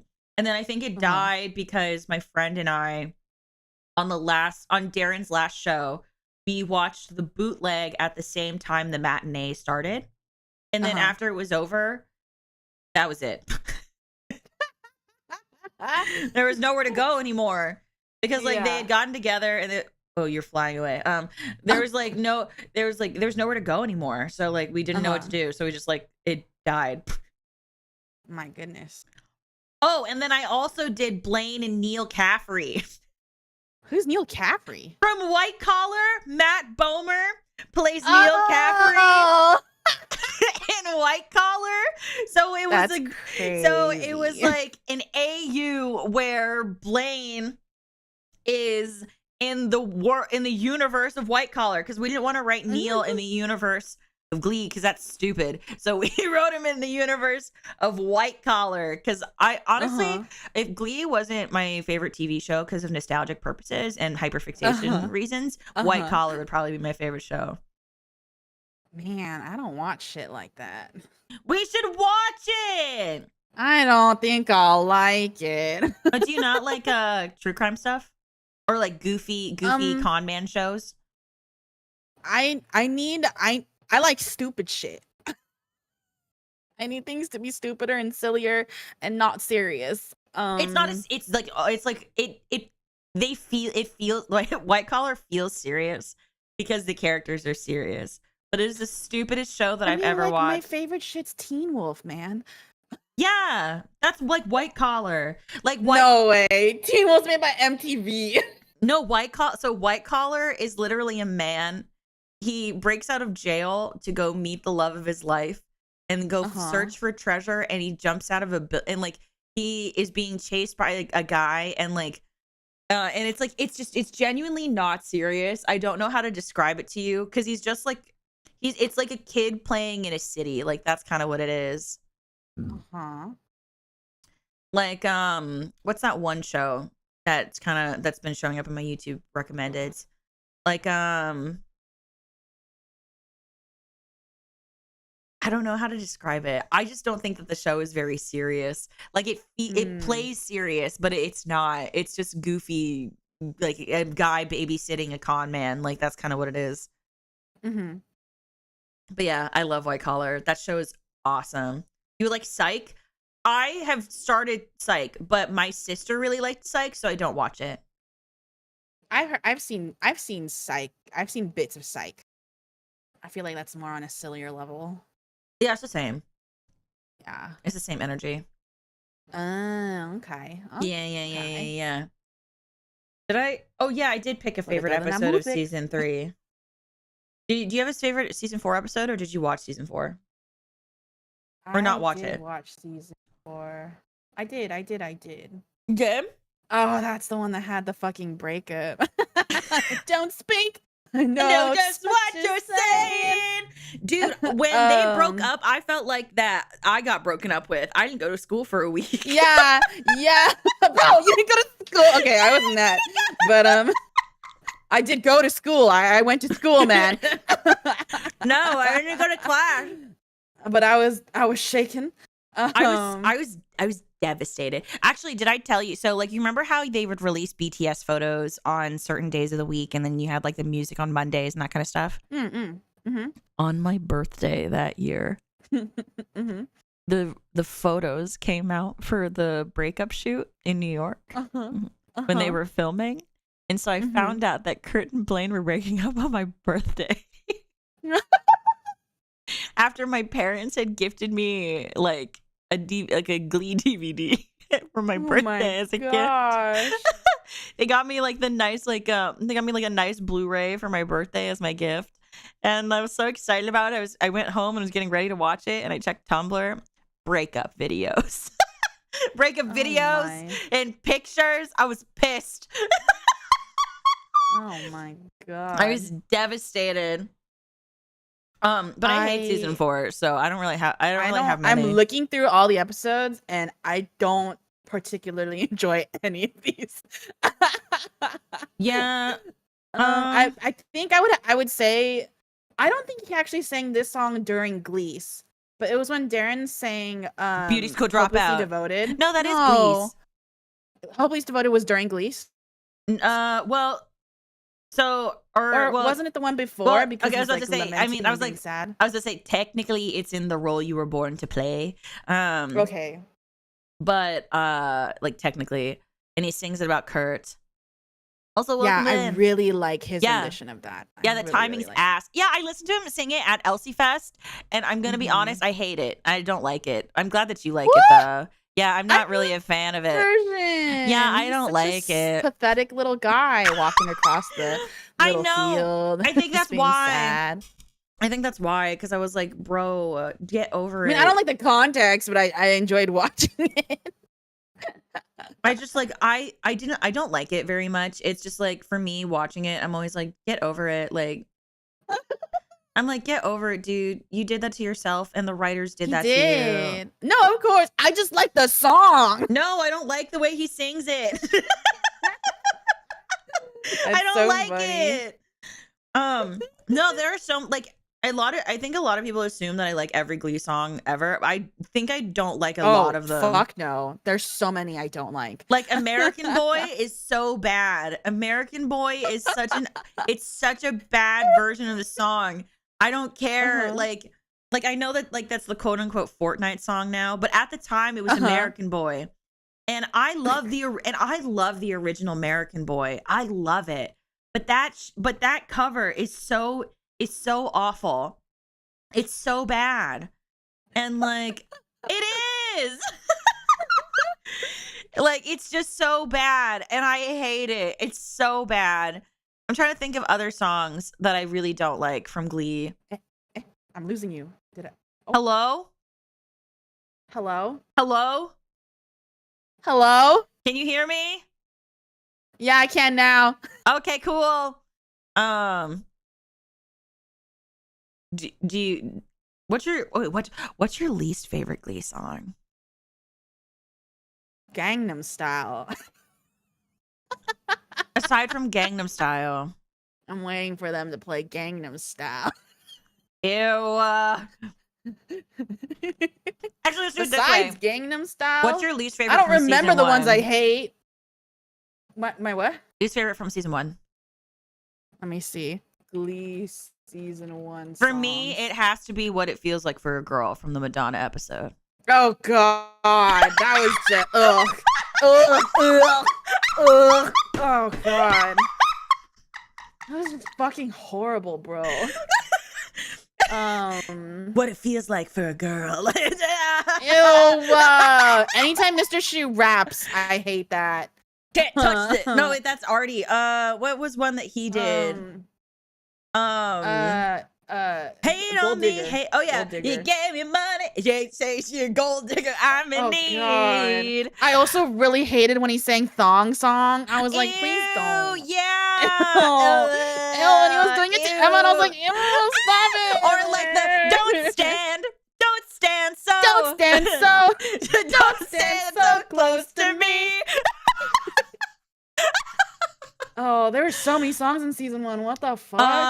I also didn't like Alone with April and Will. I didn't like that. I love that song too. I'm not really a fan of like anything they was brought still April and all the April songs, I wasn't like big on them because they're all like really old classic. I just didn't. I just didn't like April as a character, but I love Kristen Chenoweth. Yeah, exactly. Oh, a classic, one of my, well, this is not a bad one, but like when they were like singing Ride With Me. If you want to go and take a ride with me, with your willing to forward the goldies, oh, why do I live this way? Hey, must be the money. And then they're like, I wish that we can all, like, when we can all sing together, like that. And I'm like, when have you ever enjoyed spending time with each other? Because we're all minorities. Okay. That was an actual, so for anyone who doesn't have any context, that was a line in the show. Like, Mr. Schuster, he looks at the Glee Club and he says, because you're all minorities, you're in Glee Club. And like, it's said so seriously and it's written to be funny, but like, it is the most offensive line. Yeah. The entire fucking show. Like it is up there with like Finn singing Girls Just Want to Have Fun. Like it's that bad. Like you're all like, it doesn't even make sense either. Like you're in Glee Club, so that makes you a minority. That's wild. Like I get in the school hierarchy system, yeah, but like you said, you're all minorities. Pause. And they had some of the most popular people in school in that club. I know. The most, literally, the top 3 cheerleaders were in Glee Club. What is that? So wild.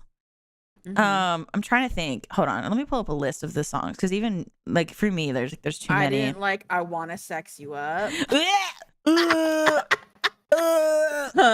it's just Mr. Shu I don't like. Oh, anything the acapella sang. Anything. Yeah. This is how very uncomfortable. Very uncomfortable. Yeah, just anything that the acapellas did. I was never a fan of like any of the Puck songs too, because he did a lot of like old like country-ish stuff that I just like didn't know shit about, and like yeah. I liked some of them, not all of them though. Beth, I hear you calling. Cause I can't come home right now. I don't understand why that was the song they picked to tell Quinn, I still love you. Because they named their kid Beth. Yeah, I think they could have said we want to name her. Pulled that out of their ass. Yeah, I was gonna say they could have like picked. It's like when they made when they sang Ben on Glee, like that was not necessary either because Blaine got slushied in the eye. Like that was like, don't get me started on that shit. And like I saw How to Succeed in Business Without Really Trying. I saw it. I understand why they wrote that episode, but that shit was stupid. When they first introduced Jesse St. James, in my brain, I was like, this is because he wants to sing Jesse's Girl. and then when they did it, I was like, predicting the future. Oh no, I did that too. Anytime like on my Glee RP stuff that I was like, hold on. Okay. Anytime that I predicted anything about like Blaine on Glee, like even in like little stuff, like I was like, I said like, for me, I was like, oh, he seems like a Tom Hardy kind of guy. He would like Tom Hardy. And then he has a whole line where he talks about how he's attracted to Tom Hardy. And I was like, I fucking knew it. I'm a god. Like I was so crazy. I was like, I know everything about this character and nobody can take this from me. Because nobody else would say your skin. Yeah. Like it's like I actually an insane person. I'm trying to think. Oh, I actually really didn't like Jump. Yeah, I didn't like that either. I think you are right though. I think the worst one for me is What It Feels Like for a Girl. I think that just sucks ass. Bad context, bad. Horrible song. It's so like I wish I could play these songs for you guys. So like as we're talking about them, please take the time to Google them and listen to the Glee version and then let us know If you like it. I will say they set up a song called Run Joey Run to be really bad, but it was actually one of the most I iconic loved numbers it. in the show. Yeah. It's so good. Daddy knows it Daddy, wasn't his fault. He means so much to me. Daddy, please don't. I want to get married. Just you wait and see. It was good. I loved So good. I'm trying to think, like, what was another? Oh, it's a man's world from the Funk episode where Quinn is singing. It's Quinn and all the pregnant people. Oh my goodness. Unbelievable. Like all the pregnant people. The balls you have to do that and think that's art. Oh, oh, awful. Oh. Another thing though, like when it comes to the songs is like whenever Jesse sang a song, I was like, there's nothing you can do in this world to make me hate this man. Like whenever he shows up and he sang, I was like slobbering on the ground, bro. Oh my like, god. when he did Another One Bites the Dust, I was like ew. I did not feel that way about anybody on the show. I wish I did. That was saved for him. I would have to say though, just season 1. I feel like in season 1 he was really, really hot, and then seasons after he wasn't as hot. But no, season 3 at Nationals, he was very attractive. You mean when he was coaching the other team? No, at Nationals when his hair is done up in that cute little I don't know what the fuck it's called, and then he's wearing that jacket, and so then he sees Rachel, and then he's like, and then like he like what is it? It's when it's that outfit that he wears. Oh my god! When he talks to Carmen Thibodeau, and being like, you have to like listen to her or whatever the fuck. Hold up, let me see. Hold on. I just remember Jesse him from music. St. James Nationals episode. He's wearing a gray jacket. And Another One Bites the Dust, though. Oh. He is very hot in that, but but I hate that song. How do you think you hate? Oh my god, he sounds so good. In Another One Bites the Dust. I hate the song. Like I hate the song, like the version. I think he sounds amazing, but the Glee version of Another One Bites the Dust makes me want to throw myself into the sun. What? I'm being serious. What? Let's see this outfit. I'm waiting. Okay, there it is.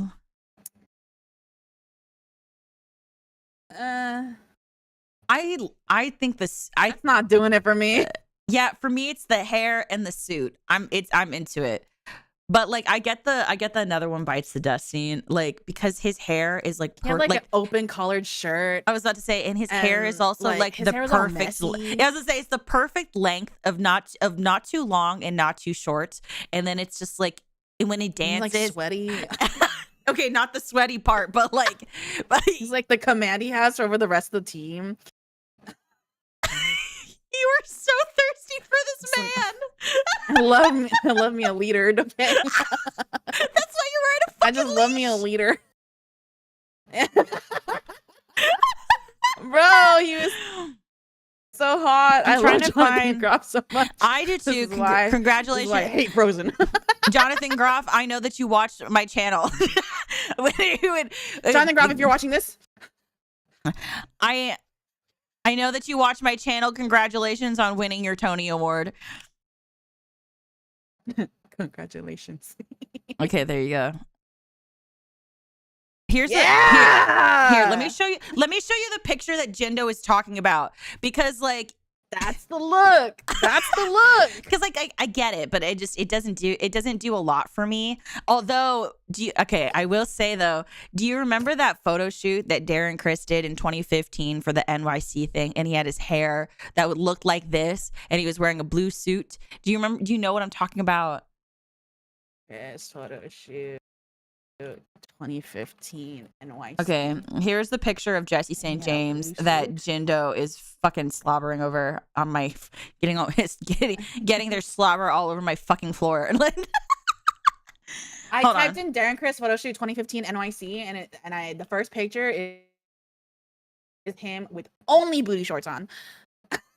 Okay, hold on a second. I think it's. Which I think can't it. be right. I'm trying to remember. I think it was. Oh shoot! I think it was Broadway Style Guide or like Playbill or something. Hold on. Let me just do it. Darren Chris, Playbill. Oh, look at that Jesse St. photo James shoot. there. Look at him. Yeah. Okay, I found it. This was my favorite photo shoot of Darren Chris. And the thing is, too, he's so baby on the show that it was hard for me to be like, I love you. But like when he did stuff outside the show, I was like, hello. This one. Oh, that's pretty good. You're a suits person, huh? I am. Suits, glasses. I like more casual stuff. No, like suits, glasses. That shit fucks me. Like, look at this. I mean, I Hold up. love glasses. Don't get me wrong. I love glasses, but I'm not really like a suits kind of person. Here, like this fucks my world up. Yeah, that. I like that. That's hot. But I do like suits. That is correct. I do like suits. I think they're really nice. You like them. Looking for a man in finance. Trust fund. 6'5", blue eyes. Blue eyes? Blue eyes.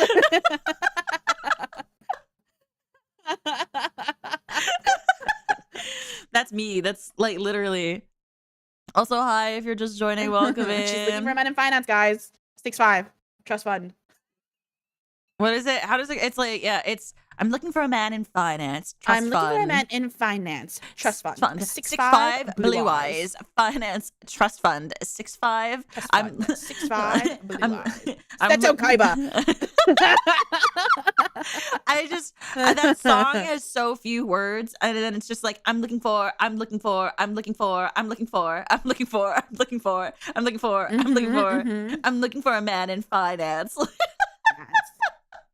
Literally Seto Kaiba. He's Okay, got now the it's blue eyes. it's time to talk about the bad songs in season 2. Okay, let me look them up. Season 2. Here, I'll just. Glee, So season here 2. you go. No, just use this so that way you can Got just it. scroll down. Oh, convenient.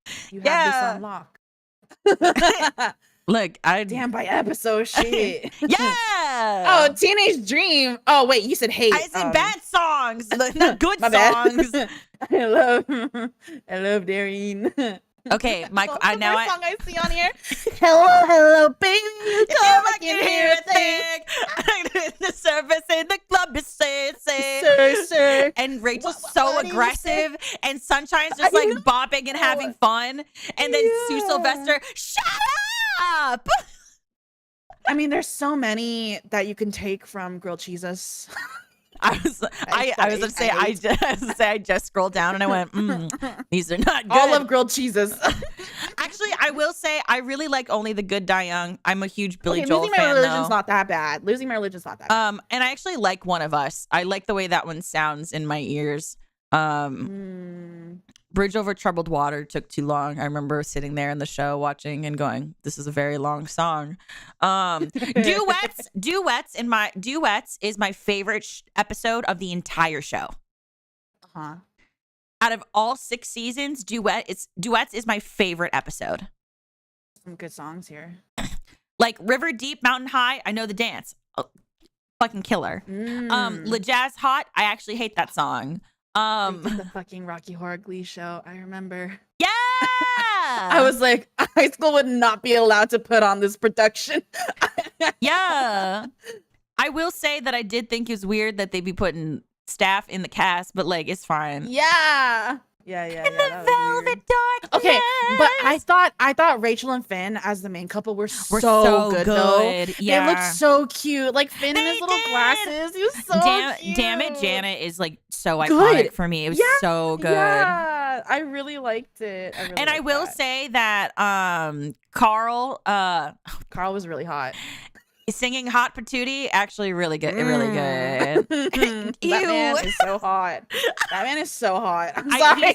He is not my type. He is not my type, but like incredibly attractive. He's a very attractive person. And he sounds really good in Hot Patootie. The velvet darkness, the blackest night, burning bright. I didn't like that one Rachel did with Holly Holiday. Oh, what is it? I could just scroll. It's like honey hot rag.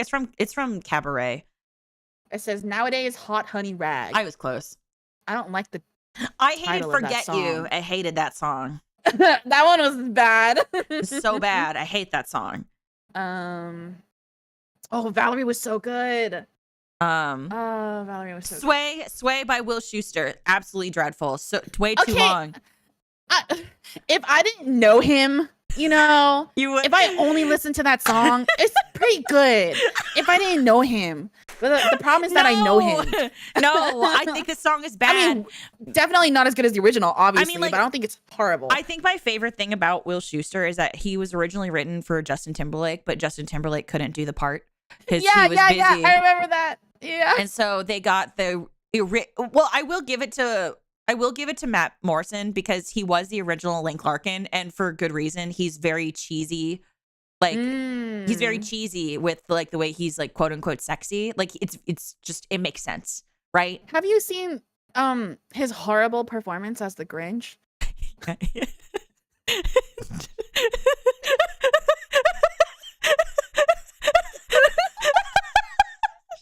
Anyways, I hated him for that because I love the Grinch.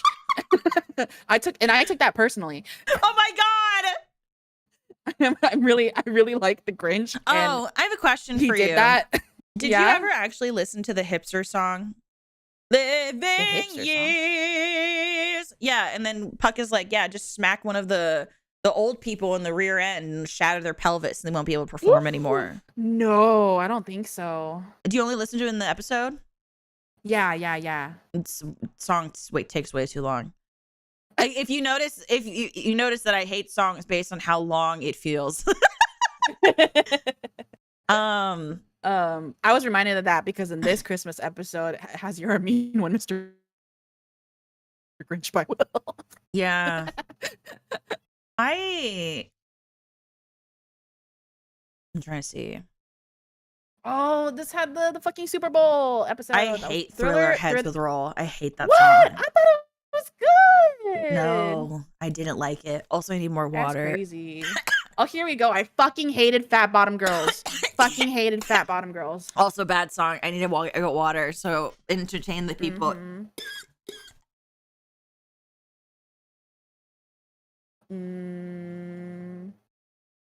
We got Do You Ever Feel Like a Plastic Bag?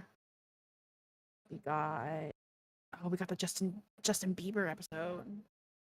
When I was 13, I had my first love. Ain't nobody that could compare my baby. Nobody can do this that ever come above.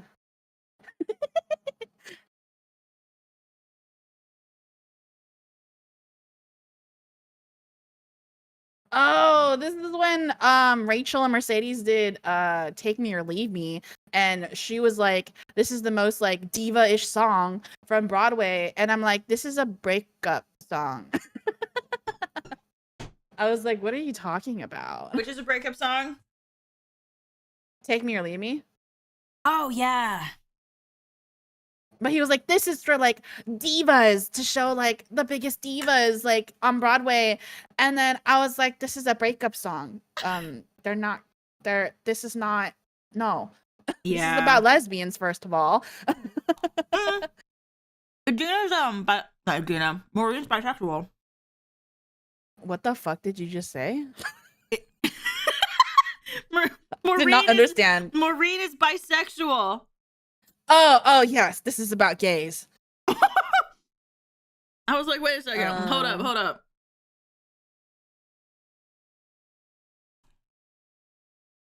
Blame it on a goose. Got you feeling loose. She's not there. Oh, I hated that song too. Blame it on the alcohol, baby. On the alcohol.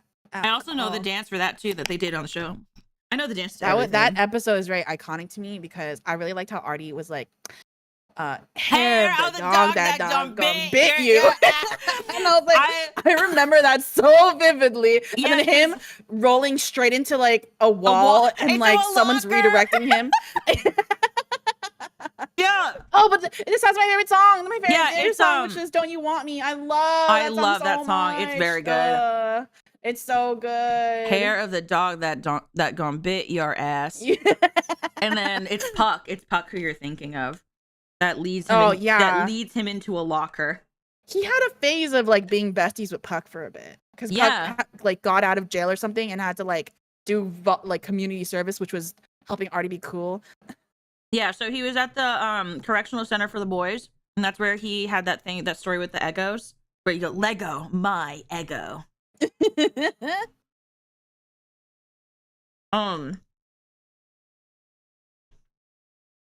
Only child. Oh my god. Actually, now that I think about it, I didn't like the one bourbon, one scotch, one beer though. What the fuck is? Oh, is that like a Will and that's Will and Beast? Yeah. Well, I mean, there's a reason why it's bad. One is Will Schuster and the other one is not a singer, so sorry. Hello, but I'm not sorry. Oh my god. I mean, you're right for that though. Oh, the sexy episode. Sex. Afternoon delight. It's about having a nooner. Yeah, having a nooner is about having a ply. Yeah. I was just like, bro. Anyways, again, I don't understand how she left Carl. That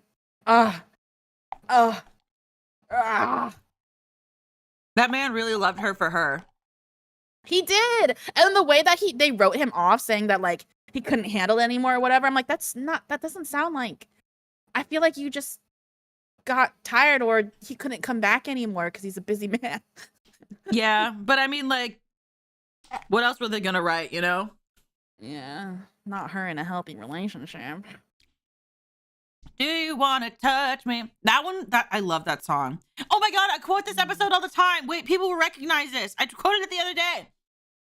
Sex is just hugging but wetter. That's crazy.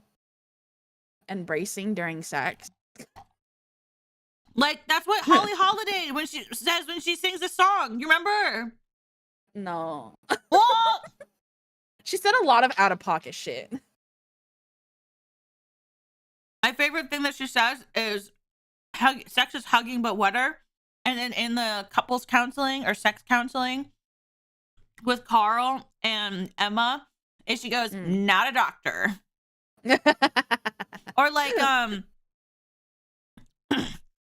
like she'll be like, yeah, or something about like my office hours. And then she's like, yeah, but I'm usually closed on the weekends.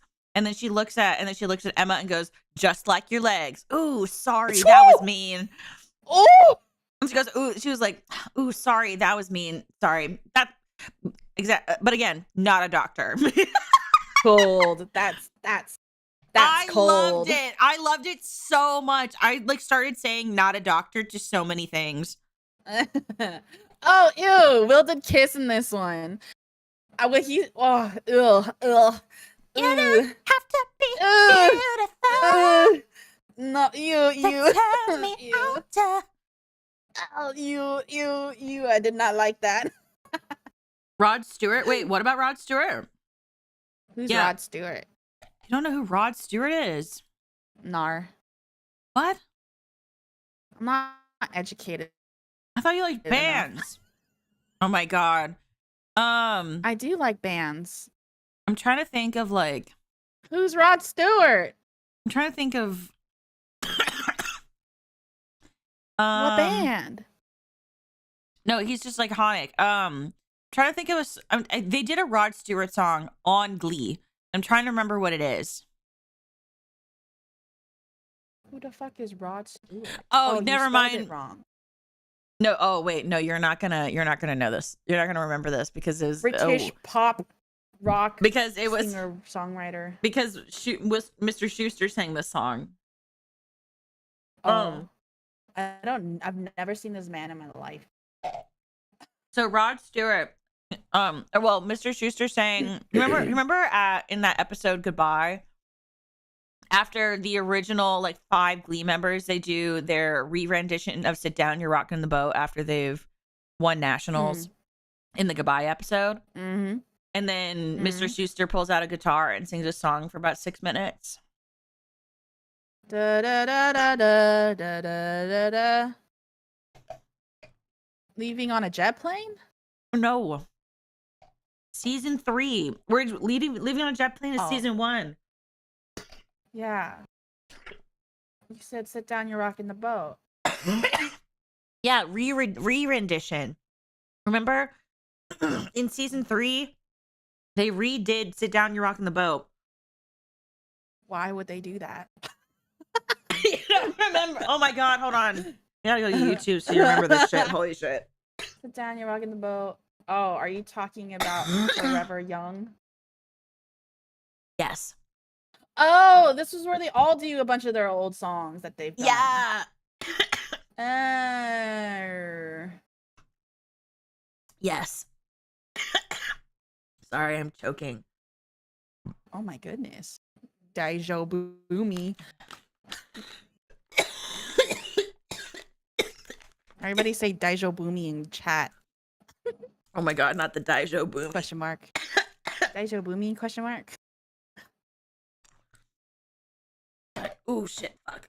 Oh my goodness. Oh my goodness. It's because I was eating and I had to sneeze in the middle. Eating? I was eating gelato. Ooh. I had to sneeze and it was in my mouth, and so I was trying to swallow it so I could sneeze. Oh no. But I wasn't swallowing fast enough. And so I couldn't sneeze, and so I started choking instead. And it's not the first time that I've swallowed and started choking, so I guess it's not that bad.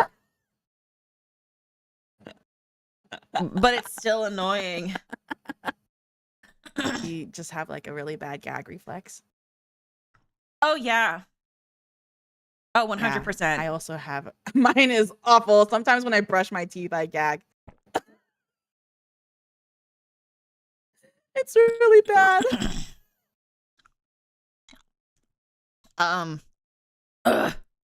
Okay. I think I'm okay now. Sorry, I was still choking and trying to explain at the same good. time. But I already don't remember. What did you say? Oh, gag reflex. Sometimes when my gag reflex is just it's there, and like I don't have it that bad where like I can't brush my teeth. Well, like if I brush my tongue, my gag reflex used to be like way more tolerant, but as I've gotten older and less into foreplay in my life, I just my gag reflex goes away. I mean, like, mine's been awful since I was like a child, because I remember distinctly this one time when I was like 6, when my doctor was putting the popsicle stick in my mouth, right? And I threw up all my Fruit Loops on him. Okay, I never had that. Yeah. So. But yeah, mine's really, really bad, and it's not great. Oh, you know what? Sometimes I want to eat something really big, and I shouldn't. You're so valid. But what's it called? I have a question for you. Jesus is a friend of mine. Yes or no? He is. Oh. No, the song. Who sang that? Aural Intensity. Speaking of blowjobs. I think. Yeah, they were the Glee Club. Remember that. They were the, what was it? How does it go? Sing it for me. They were the Glee Club at, I think it was like Westvale High School, and it was run by Sue Sylvester. And what was their problem? What was wrong with them? They're like kiss ups. They're suck ups to judges. Ah. They like in the first season they sang Magic and You Raise Me Up because the judges were Olivia Newton-John and Josh Groban. And then season 2 they knew that hold on. The Josh Groban, one of the lines I remember the you don't most. know Josh Groban? Kill yourself. Josh Groban, kill yourself. I mean, back then I was like, I don't know Josh Groban. I was coding that to everybody because I'm very genuinely a Josh Groban fan. And so when that happened, I was like hysterically laughing. Like, if you guys don't know that scene, please watch it. It is so fucking funny. Just who is Josh Groban? It is like the gay herself. It's literally the gayest man and like the worst person because he's a sex offender. Yeah, and sells drugs to kids. He sells drugs to kids. He's a sex offender, and like he's and like he's wearing like pastels. He's bald. It has the biggest glasses, and then he wears like a cashmere sweater over his shoulders. And he goes, and he's like holding a coffee cup, and he's like, who is Josh Groban? Kill yourself. And it's the funniest thing ever. It's so fucking stupid. But like William. God. He's so awful. Especially or like when Will goes to his house and he's wearing the tiniest robe. The tiniest robe. Do you remember that scene?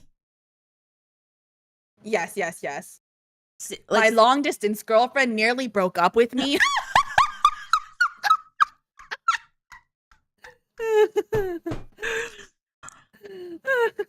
Oh my God. Yeah. Also, welcome in. But the song that they sang in season 2 was Jesus Is My Friend. And you don't remember this at all. I feel like because I only listen to stuff of like people I care about. Oh, okay. So Jesus Is a Friend of Mine is like, hold on.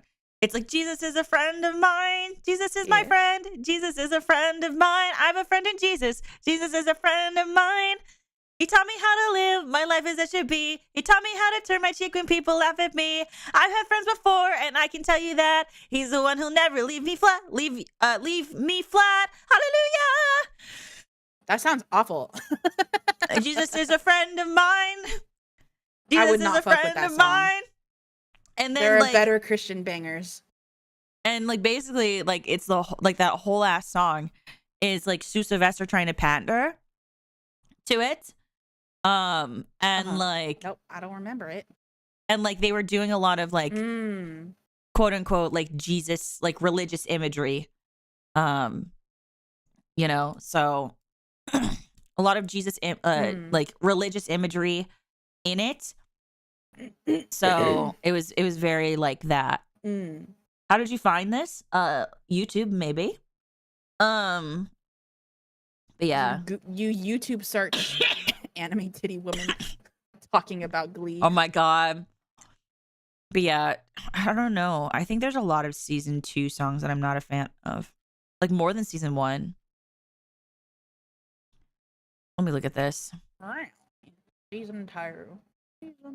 Light Up. Okay, Pretending. I hate that song. I like that song. I hate that song. I like Light Up the World. Pretending makes me angry. Have a happy ending. All will be forever. Only be pretending. It's because I'm a sucker for like boy-girl duets that are emotional. High School Musical moment, you know? Yeah, that's fair. No, see, because even in High School Musical, I hated Troy and Gabriella. So like that, still, I am consistent. I love boy-girl duets though. They're so good. I hate Breaking Free. I hate like the Troy and Gabriella version. Something new. No. Can I Have This Dance is so good. It's like they're fun, like they sound good, but it's like, you know what I want to listen to? I want to listen to like Sharpay. what I've been. Yeah, I want to listen to Sharpay. I want stuff that won't bore me to tears. Like I don't care about like I don't care about Troy and Gabriella. I actually really don't like Gabriella in general. Like the one time, like I will listen to Gabriella willingly sing, is Gotta Go My Own Way. Like, gotta say what's on my mind. what about us? What about everything What about we've been? everything we've been through? What about trust? You know, And I it's so never funny. She's wanted like, to hurt I gotta go my you. own way, and she gets into her mom's minivan to come back the next day, and it's like she wasn't even going anywhere, bro. I know. So stupid. If you ever do like a cover of a Sharpay song and there's like a little bit of Ryan in there, I would like to be Ryan. Okay, you can be Ryan. Prom Queen In has all a your lot of good universes songs. that you've RP'd, there is a character that I would like to be. And for High School Musical, it's Ryan. For Sweet For what? You're like giggling so much you cut out. What'd you say? for Sweet Life, Okay, for Sweet Life, yeah? it's Zach and Cody. What the fuck? I want to be Zach and Cody. Oh my god, that's fine. I RP'd Maddie, so it's okay. I know. Yeah, so I'll be Zach and Cody. Hey, yo, we shit talking HSM. Hi, Meaty. Hello, hi. Oh wait, Hi. Jindo, this is my I know what you friend. like. I was gonna say this is my friend who also likes Star Yeah. Kid. Remember that time? You wanna didn't talk to me. You didn't talk to me yesterday. We weren't shit talking HSM. I was talking about how I don't like Troy and Gabriella. I don't. just love it all. I had to make you watch Descendants, girl. I have got to make you watch Descendants. It's so fun. It's so fun. Descendants. Yeah, it's so fun. You have to watch Descendants. It's so fun. Okay, we'll get into it eventually. Once I'm no longer Woohoo! busy, then maybe. You have so much shit going on. I can't hang out with you unless it's on stream and we talk for Glee. We talk about Glee for 2 hours. We don't just talk about Glee. We talk about other shit too, but like we talk about Glee. We talk about Christianity. okay, Going the up in only the reason Christian why household. we talk about that shit is because you bring it up. You're always like, hey, do you know this banger? And I'm like, my God, why don't we talk about church?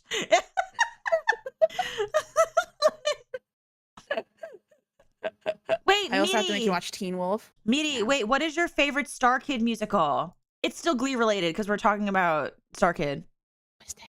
Twisted. Don't influence her. Is it twisted? Is it Twisted. Is it twisted?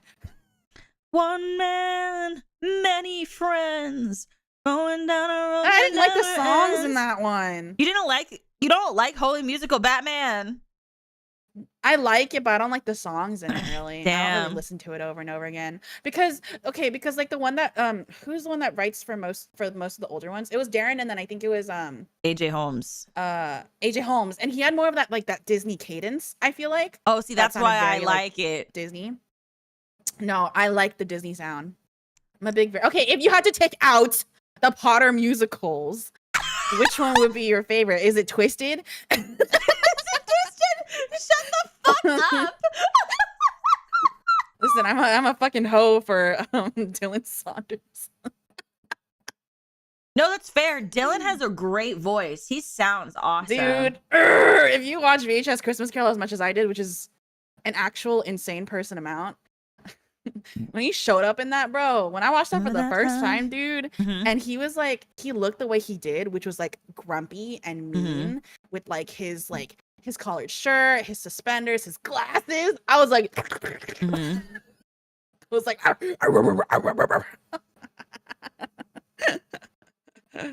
I have an illness. Oh my God. Sorry, I was burping. Anyway, I was gonna say I really like the guy who's into like musicals. That one's good. I think of the trilogy though. It would be Nerdy Prudes, then Guy Who Didn't Like Musicals, and then I think we can all agree that Black Really? Friday was not that good. Oh yeah, I did not like Black. I like just straight up I didn't like Black Friday. Yeah. Yeah. That one was just kind of like but I For me, originally for liked me, Guy Who switched Didn't Like Nerdy. Musicals the most. Yeah. But then after I watched Nerdy Prudes a lot more times, I was like, actually the songs in this are real bangers. I'd still be flipped personally. Because like I think it's because like the concept of the guy who didn't like musicals is so fucking funny to me. It's so good. It's so And good. so like that's what I get into. Oh my god, Rolling in the Deep was in the prom episode of Glee. Sorry, I'm still looking at the Glee songs list. No, there's I remember when the first time I watched Nerdy Prudes, I didn't like the villain because one, I had never seen him before. Yeah. And two, I was like, his portrayal of this bully is too realistic. It scared me. It scared you? I was like this portrayal of a bully is just very uncomfortable, and I don't I don't enjoy it because I don't know, there was something about him I was like, ooh, ew. Oh my god. But then I was fine later. But anyways, Twisted, bangers. Bangers are all. Twisted was so good. Twisted made me cry. Oh, the last song of Twisted when he's like, you are good and that's enough, and she goes, you're a diamond in the rough. Ah! You're not gonna be okay. You're not gonna be okay. I can see it right now, basically. And do you know that the last live show of their newest Cinderella project is happening in about 4 hours from now, and I don't have tickets, and it's like an hour away. Yeah, you told me. You told me that you didn't get tickets because you don't have the notification. Like something's wrong with your notifications. I do. And then yesterday they emailed me saying like, oh, a small amount of tickets were put on sale. I literally clicked that button the minute they. You're getting. Would understand. I was gonna say you're getting so aggressive that you're starting to cut out. Discord's like, yo, you need to chill out. Oh my god. I was like, I think Umi would understand if I had to miss to go see a Star Kid show. Oh yeah, no. If you told me that like you couldn't do this, it would be totally fine. I'd be completely understand. But then I couldn't get the tickets anyways. But oh my god, happening in like 4 hours. And everybody put tickets, 07s in chat for Jindo. What's 07 mean? Like a salute. Is that what that's supposed to be? Oh my god. Yeah. How's that a salute? The O is. It's a little man. Yeah, it's a little dude. It's a head and an arm. Oh. Yeah, I can see it better when it's not a capital O. When it's a lowercase O, it's easier to see. Yeah, the little O makes sense. Yeah. That makes sense. I can't clock you too hard because I still don't really like like other internet culture things that I can't even fathom understanding. So like, what do I know? What do I know that you don't know? I don't know. Sometimes you say Zoomer shit, and I'm like, oh, okay. And so I have a lot of young friends. Yeah, see, I don't. Oh, you don't know Alpha Sigma, Skibbity Toilet? Those are just words to me. Don't stop edging to my your yacht. Can we be Skibbity? The brain rot version of 17 from Heathers. I know. Okay, I know what Heathers is. I don't know what the fuck you're singing. You have to look up. No, I don't want to. Brain rot 17. No, I'm not gonna be fucking brain Why did they harmonize so good? Because it's Heathers. The harmonies were already good. Please don't make chat. Please don't make me listen to it. I don't want to listen to it. That shit's so rotted. You could though. No, I don't want to. I am okay with people thinking that I'm like calling me a boomer and then being like, you don't know anything. And I'm like, yeah, I'm saving my sanity. I'm okay with that. Some of it's so like stupid and fun. Yeah, I think we have different definitions of stupid. You keep me young, girls. You keep me young.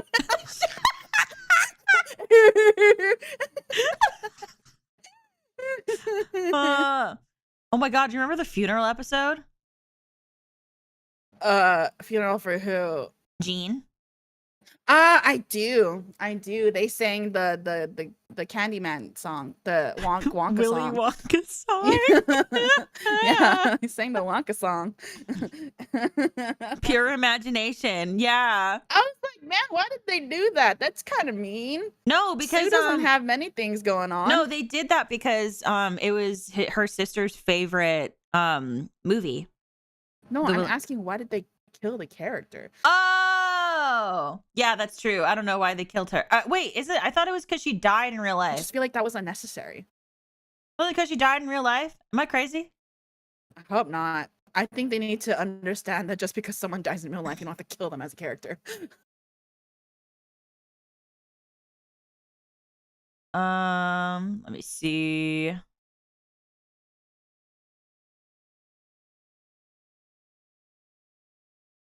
Your cat. Okay, so Okay, so she didn't die, but she was written off of Glee because she started to develop advanced Alzheimer's. And then she passed away a few years later due to complications of Alzheimer's. Oh. So She must have been pretty old, huh? Yeah, she was 63 when she died. Oh, I didn't think she was that old.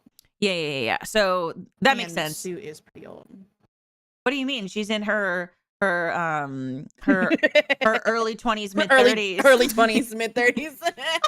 That's what I'm gonna say for the next like 10 years. I'm actually in my early 20s, mid 30s. No, mid 20s, early 30s.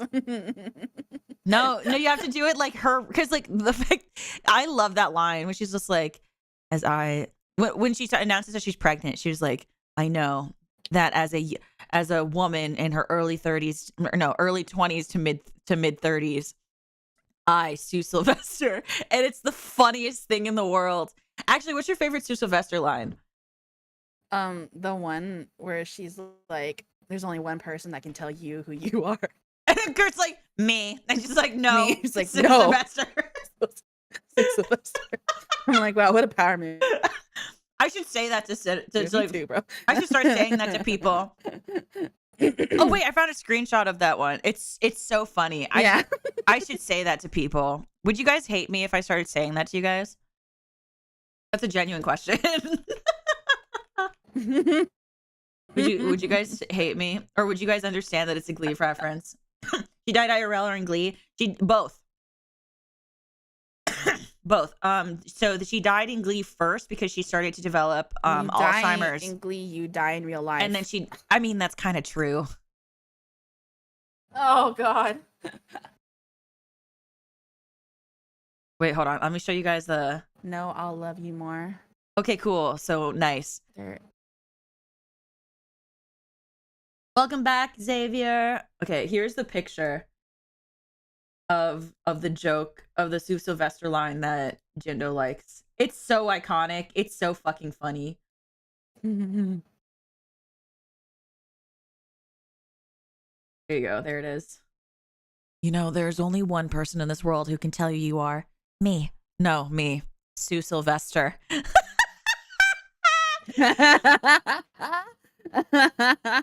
My favorite. This must be a later season. He's older looking. No, this is season 1. Second half. This is Madonna episode. Yes, this is Madonna episode because he's wearing a Cheerios outfit. Oh. Or no, this is laryngitis. Sorry. Oh, I can't even see the Cheerios outfit. Oh, okay. I can tell by the neckline and how much of an exposed neck there is. What? Crazy.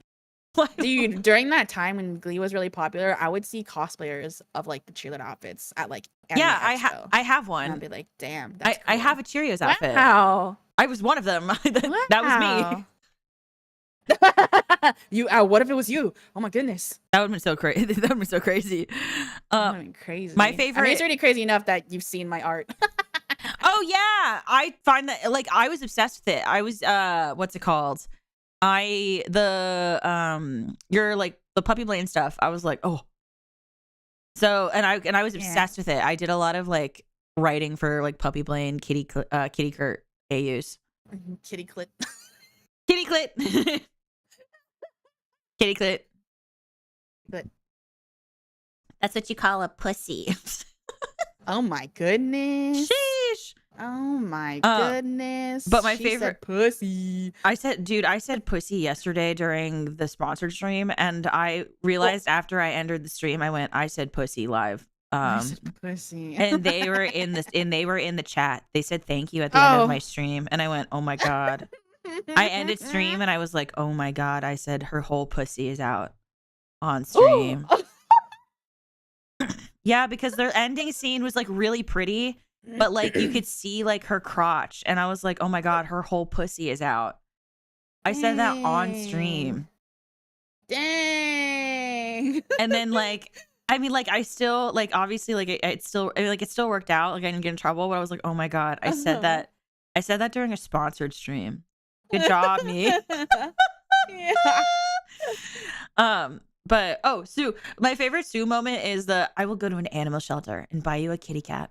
I will let you fall in love with a kitty cat, and then on a dark, cold night, I will steal away into your house and punch you in the face. And I think it's so funny because I think it's defined what I call humor, because I don't want people to go on the journey with me and end up with the conclusion that like I want them to have. I want them to get to the conclusion of confusion, because like punching you in the face has nothing to do with the cat. Why'd you get the cat? It doesn't make any sense. And I think it's defined me as a person, because I think that is everything that I do now. Wait, there was another Sue line I really liked. I told you about it already, but it's during Christmas where she gets something for Marley and her mom.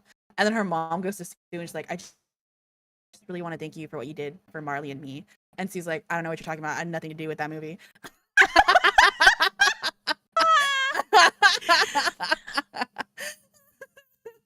Or like, there was that one where she goes like, I can't remember what the scene is, but she's like, when I heard Sandy wanted to write himself into a scene as Queen Cleopatra, I was aroused and then furious.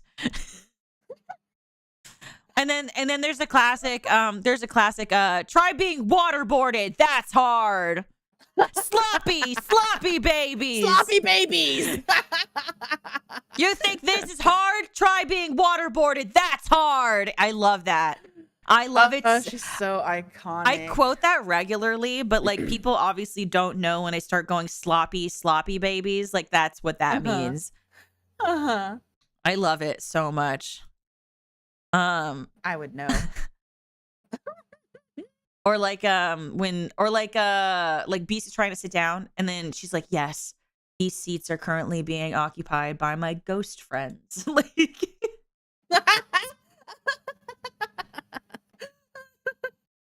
like it's so good. It's just so fucking funny. I will say that I do love that there was that one time that Sue became a meme, like popularized. It was like, I'm going to create an environment that is so toxic or whatever. And like, and I don't remember that being a meme. Oh, I do. I used it. So, but I'll see if I can find it. But I'm trying to think, what was another really good one that I really, really loved?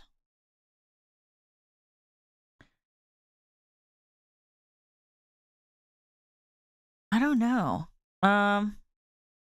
Or whenever she would like try to elaborate how much she disliked somebody, and then she'd be like, there's not enough words in the English language that properly describe how much I like you or dislike you.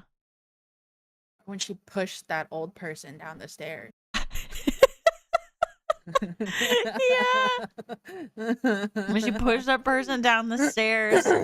So iconic. Or she's just like walking and shoving people aside and screaming. And oh my god, yeah! She just started shoving kids around. And, Or not necessarily, it's not Sue Sylvester, but iconic Key $ Ha performing Tick and Also Talk by famous rapper Key $ Ha, the nude erections. Like, it's so... I think his iconic line is just season 1 where he's like, you want to captain the Titanic too?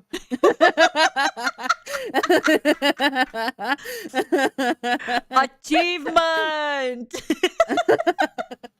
William, my office now.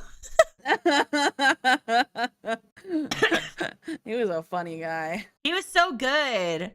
Like, he was very like, I'm glad that like even if he wasn't a principal, I'm glad that they like kept him around, because he was very amusing. He was very fun to watch. He was very enjoyable. He had just very good like comedic timing and the way he talked. Oh yeah, absolutely. Like I think my favorite part is that like how like, because like what's it called? What is the word that I want? Like, you know how like Glee played with stereotypes a lot? Principal Figgins, like he was a very like Indian man, but they never put him in like any weird stereotypes, which I appreciated. Oddly, even though they've got the Asian problem. I know. Like I appreciated that they did that for him, but like because then like he could actually be like a funny character versus just like a stereotype, which I thought was really fun. And I think it made it more enjoyable that the main characters were stereotypes versus like all of the like not main characters. You know what I mean? So what'd you say? You cut out. Someone who was always so funny when she was on screen was Terry's sister. She was fucking hilarious. Oh my god, yes. And she was like, I have a secret, and she's like, oh my god, is the baby black? I know, because the thing is, like, she says the most. Because the thing is, too, like, I think they were, because like she was being written as the most offensive like lady ever. Yeah, and she said the most off kilter shit, and like. She was like she was also so toxic. Like she was like very willingly making her sister more toxic. It was insane. Yeah. Like her sister, very funny. I'm trying to think who else. Who else was like really iconic from minor characters in Glee that like showed up once and was gone like the wind? Sunshine, Corazon. I didn't like Sunshine's character because remember they brought her back and then she was just kind of there and just kind of like, and then her song sucked. Like, do you remember that? All her songs were so good. What are you talking about? What do you mean? At Nationals when Vocal Adrenaline sang at Nationals in New York? Yeah. Didn't she sing like As Long As You're There or like All By Myself? No, All By Myself was She do As Long As You're There for Nationals? Yeah, she did As Long As You're There. It was so good. I think she sounds great. I think the performance is bad.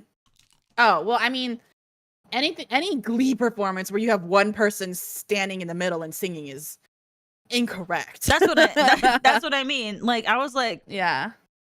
Okay, so they placed over New Directions. And all she did was stand there. I mean, New Directions did that too for a bit. But they should get extra points for doing original songs. No, you should be marked down points because nobody knows your stupid song. Yeah, but it's about your performance, not necessarily about. It's about performance. It's not about whether or not you know the song. So they don't get extra points for an original song if it's about performance. Yeah, but like they're literally they're doing so much more than Sunshine Corazon standing. They're just making it harder for themselves. Like, what's it called? Because like when I was in show choir, like if you had two people standing in the front doing solos, your shit got knocked. Like, yeah, that's not allowed. Like, and so I'm like, how the fuck did vocal adrenaline do it? At least like for pretending, they had two people singing. Yeah. It's still a group effort. Like it's, you know what I mean? So like, and they were also still walking across the stage. Sunshine stood there the whole last time. Like, don't get me wrong. I don't think they deserved to like win, right? But like, yeah. But like, I still thought they did better than Vocal Adrenaline. Like, what the fuck was that? Yeah. Because like they were still constantly moving. Standing still in show choir is not what you do. Like, holy shit. I have a lot of opinions about National. I'm just thinking about the music. I have a lot of opinions about Nationals. Like, oh my god, do you remember oh shoot, I'm trying to remember the first line of it. You know how Santana was like Lima Heights adjacent or whatever the fuck it was? Do you remember that at all? And then like whatever you just said, cut out completely. Okay, Lima Heights adjacent. Oh, a connection is getting bad. I cannot hear. Yeah, you keep cutting out what you're too. saying. You keep cutting out. Oh, my connection's fine. Yeah, no, you keep cutting out for me too. Oh. Anyways, what'd you say? You know that part in season 2 when what's it called? Kurt is telling Blaine about in Lima Bean about what's happening, and like Santana is like mad. What's it called? Mad that they lost nationals because they fucking made out in front of the audience, which don't do that. That's wild. Yeah, that's weird. Like, do you remember that at all? Which is like, I'm trying to remember. She's like, escucha, soy de Lima Heights adjacent. What is it? She said, yo tengo orgullo or something like that. Sabes lo que pasa en Lima Heights adjacent? Cosas malas. Do you remember that? I do remember that. I do remember that line. It was. She's like screaming, I and do then remember that. Yeah. she's like screaming, and then they're like holding her back because she's like she's about to fight Rachel and Finn and like full ass like send them into orbit. What was the context of the one time where Rachel You're cutting said out something again. and then Santana was like, "Let me at her," and then Rachel just screams. I know exactly what. I thought that was a commercial. That wasn't a commercial. It was an episode. Rachel said something, and Santana was just like, "Let me at her." It's in the first 3 seasons. I think it's in the first season. No, it's not the first season. It's season 2 or 3. Because it's not first season. Because Rachel had bangs. What? Rachel didn't always have bangs. No, she didn't have bangs in the first season. Because remember, she says she says that in the season 2, how she's like a lot of her baby fat is gone and she got bangs and stuff. Do you know? Yeah, she says Buccal that. fat removal. Oh my god, she got a BBL. She got a BBL for Glee. Buccal fat removal. I love the idea that Leah Michelle got a BBL for Glee. Yeah, it had to be season 2 or season 3. Because of she had bangs and her hair was down. She's wearing a black and white t-shirt and she screams because she's holding chalk in her fingers. Chalk? Yeah, because it was when she was like bossing them around or something like that. Yeah, because she was taking.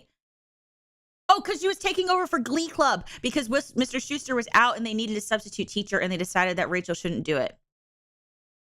Oh, I remember now. It's there. Yeah. I've got Cookie. It's because it's from oh shoot. We're talking about Glee.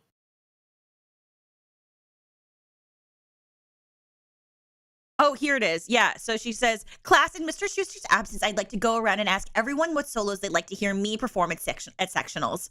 And then she goes, all right, let me at her. Tú eres loca. And then they hold her back. Yeah. That's what it is. You do a very good Rachel impression.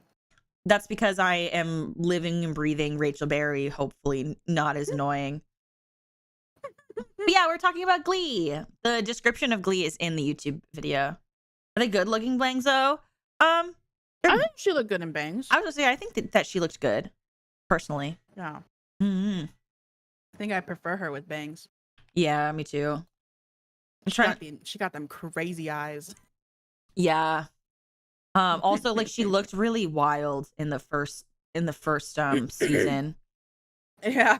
Like, no, I did a lot of Rachel Berry monologues when I was in like acting school and stuff. So I have it down. Yeah, she's like, hi, my name is Rachel Berry, and I'll be singing On My Own from the Broadway seminal classic Les Mis. You might laugh because every time I sign my name, I put a gold star after it, but it's a metaphor, and metaphors are important. My gold stars are a metaphor for me being a star. And just so we're clear, I'd like to clear up that hateful rumor that I turned down that closet case Sandy Ryerson and because he gave Hank Saunders the solo I deserved. That's total cock poopy. He was touching Hank and caressing him. It was so wrong. I am not homophobic. In fact, I have 2 gay dads. See, dads. I was born out of love. My 2 dads searched for potential surrogates based on, so no, she says surrogates. My 2 dads searched for potential surrogates based on beauty and IQ. Then they mixed their sperm together using a turkey baster. And to this day, we still don't know which one is my real dad, which I think is pretty amazing. Black. Literally, one's a black person, and then the other person is like a white guy. And then she's obviously not a black person, which is very funny. Like, she's not a person. Like, literally, Rachel Berry is not a person of color. And like, she's like, I don't know which one is my dad. She's so stupid. Mm-hmm. My dad spoiled me in the arts. I was getting dance lessons, vocal lessons, anything to give me a competitive edge. You might think that all the boys in school would totally want to tap this, but my MySpace schedule keeps me way too busy to date. I try to post a MySpace video every day just to keep my talent alive and growing. Nowadays, being anonymous is worse than being poor. Fame is the most important thing in our culture now, and if there's one thing I've learned, it's that no one's going to just hand it to you. Crazy. That's her whole season 1 monologue. That's good. That was so good. I've used it in so many things. It's the stupidest thing ever. I love that. Were you ever at one point able to quote any episodes of Glee because of how much you watched it? Or am I just a crazy person? Never been kissed at some point, but not anymore, definitely. You can't anymore? No, it's been a while. So if I started saying things, you wouldn't be able to quote it back to me. I could quote some things back, but definitely not from memory, like an entire fucking episode. Like, really? When you were doing that whole Rachel Berry thing, I knew how to finish like a good chunk of those lines, but it's not something that I would just be able to do off. Was it just Blaine's lines, or was it all of it? No, like most of it, I feel like I knew all the lines. So here's what you missed on Glee. Puck tried to steal an ATM and got himself into juvie, and Sam and Quinn are sort of a couple, and so are Mike and Tina. Artie and Brittany went out, but then he sort of dumped her, and now he sort of wants her back. No, you're crazy, actually. No, wait, why? You're insane, actually. Why? That's too much. No, it's That's not. Too much. And then what is it? Hold on. And he sort of Kurt's pretty alone by himself, and so is Coach Beast. Sue keeps trying to get her to quit, so she even baked her a patch of cookies. Are those dog poop cookies? And that's what you missed on Glee. I don't know the fucking like opening preview. Oh my god! But that's what I mean. Like, how bad? Like, is it? Am I just crazy? Like, or how bad? Yes.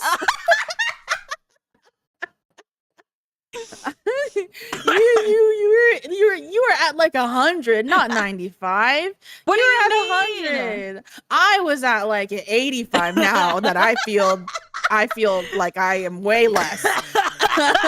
I said I was at like a 90. I feel like maybe I was at an 80 or 85. No, I don't know every episode though. I just only know the ones that I like. Yeah, but that still. Like, I can do original song very easily. Same with silly love songs, or like Never Been Kissed. I can also do it with duets. The First Time, and the Whitney Houston episode, Dance with Somebody. No, I'm trying to remember. I've done that with like the Mulan Disney movie. Oh, that's different. That's a movie. Yeah, that's the only thing I think I can compare that to, or like some Star Kid things. I'm trying to remember. No. Oh, I know what I heard. There we were making out, and he said it. Beast. I think he was picturing making out with her. That is the most horrific image I can imagine. Coach, I need help. I've done everything I could rebuild my image. I've getting straight A's, dating the cutest guy at school who would rather be dry humping She-Hulk. Oh God, why did I say that now? Now that's what I'm picturing. Or like Quinn's monologue from Prom Queen. You know what I'm talking about? No. It's when she sings it's when hold on, I have to do it from the beginning of the scene because I have to I have to remember because it's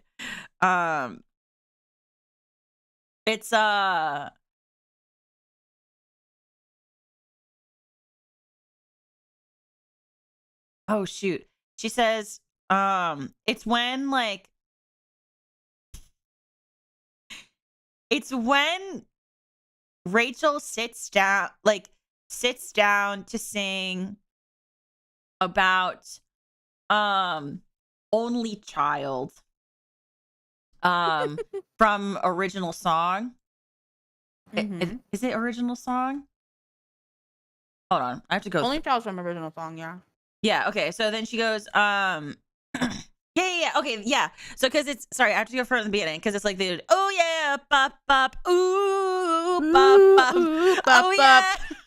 And then Blaine says, "Hey, regionals, you just met our opening number. So how did you find a Burberry-esque canary cage cover? Canaries don't like cold weather, especially Pavarotti. So what did you think of the song? Can I be really honest with you because it comes from place caring? Yeah, been there, done that. Look, you're amazing. Blaine, your solos are breathtakingly out. They're also numerous. Curse, the council decides to get the solos. Do I detect a little jealousy? No, you detect a lot of jealousy. Look, Blaine, sometimes I don't feel like we're the warblers. I feel like we're Blaine and the Plips, and then it cuts to, and then it's Kurt and Rachel and Finn in the choir room, and then Rachel's like, okay, so I took all of your notes from my headband to heart. And I really tapped into my pain for the second song. So come and sit down. And these are for you, just in case. It's pretty emotional. Don't be afraid if you need to, you know. And then she sings, Only Child. And also, if you've never heard Only Child, it is a banger. It is the stupidest thing that I've ever listened to from Glee. It's like it's so fucking stupid. What is it? Like, you've got just one egg. You're not going to make an omelet. Lying just one way, you're not going to make a jet set. Sister, brother, wherefore art thou? No need for bunk beds in my bedroom now. Oh, damn you, dads. Why did you settle for only me? I'm an only child, more than enough for them, but not enough for me. Only child, only child, only child, the only berry on my family. And then you have to do the crack thing she does. Tree. And then she's like in tears, right? And then she's like, it's called Only Child. And Finn is like staring at her like she's a crazy person. And she's like, he's like, yeah, I got that. It's better than my headband, that's for sure. But it feels like it still feels like you're just playing scared. You're only dealing with the easy pain. You got to get to the hard stuff. That's what's relatable. I'm perfectly capable of accessing my pain. I cry every time I sing a solo. Exactly. When you sing it, I can feel it. And I guess you just gotta go inside yourself to wherever the singing comes from and write from there. And then Rachel's like, have you ever tried to write a song? And then Quinn's like in the doorway stalking her boyfriend. And then she goes, sometimes I worry about Finn. I mean, how damaged does a guy have to be into someone as annoying as Rachel? Still, he is a good guy, and I do really like him. He's my first love, and first loves are forever. And then it's Quinn in her bedroom. And she goes, and another thing, without him, I'm never going to get one of these. I know what you're thinking, prom queen. You're smart and super pretty and relatively sane for a girl. Does being prom queen really matter to you? Well, it does. Prom queens live on average 5 years longer than regular people. It's probably because they smile a lot, and smiling has been proven to ward off diseases. But I can't do it without Finn. He's a shoo-in for prom king, and after winning the big game, he'll help me land crucial swing votes. Amazingly, the only person standing in my way is her and her damn talent. If I'm going to guarantee that he doesn't stray with her, I'm going to have to play it right. They say keep your friends close, but your enemies closer. Well, Rachel Berry, you just got yourself a new best friend. And then it's Kurt doing his makeup routine and goes, oh, he turns her into a sad clown slut. No. That's in season 1. This is Pavarotti. Oh. Because he's like whistling and then switches to Pavarotti and then you hear the whistling and the whistling stops and then you hear a gentle thud. And he dies. And he's like Pavarotti. And then it cuts to the Warblers, which is having the stupidest argument in the world. And Blaine's like, Warblers, I am merely suggesting that instead of wearing blue ties with red piping, we wear jackets with red ties and blue piping for the competition. And then I think it was it Thad? Do you remember? I don't know. Do you remember? I was going to say, do you remember the Warbler names? I know Kurt Mega was there. Oh, loved. Oh yeah, his warbler's name was Nick. You have Nick, Jeff, Thad, Trent. I do remember that they had David, names. Do I remember David which one West. was which? Nor. Oh, maybe you're at a 70. Oh my god. I used to know their names. I will tell you that. I don't remember them No, that's now. so fair. I'm literally so brain Because I used to rotted draw and them, awful. so I would know which one was which back then. No, that's so fair. I'm so brain rotted and fucking like, well, Bree's favorite thing to do when I talk about Glee, she goes, "You're so autistic. I love you." I'm like, "Oh my god, thanks." And then Blaine comes in and he's like, "I know," and like he sings Blackbird. I mean, they have a bunch of lines, but he sings Blackbird, and then Blaine falls in love with him because he's saying about a dead bird. It's like, does this remind you of your mom? I know. Like they have a funeral at the end of the episode about this dead bird, and then he's like, it reminds you of your mom's funeral, doesn't it? Blaine, no, that is a dead bird. His mom being dead is not the same thing. You're so dumb. And then they hold hands. And then they hold hand, and he was like, "No, I'm just upset. I'm actually upset about like losing at regionals. I really wanted to win." And he's like, "Well, you did win, and so did I. We got each other out of all of this." And then they hold hands and walk away from Pavarotti's grave. Yeah. Insane. Literally insanity. Mm-hmm.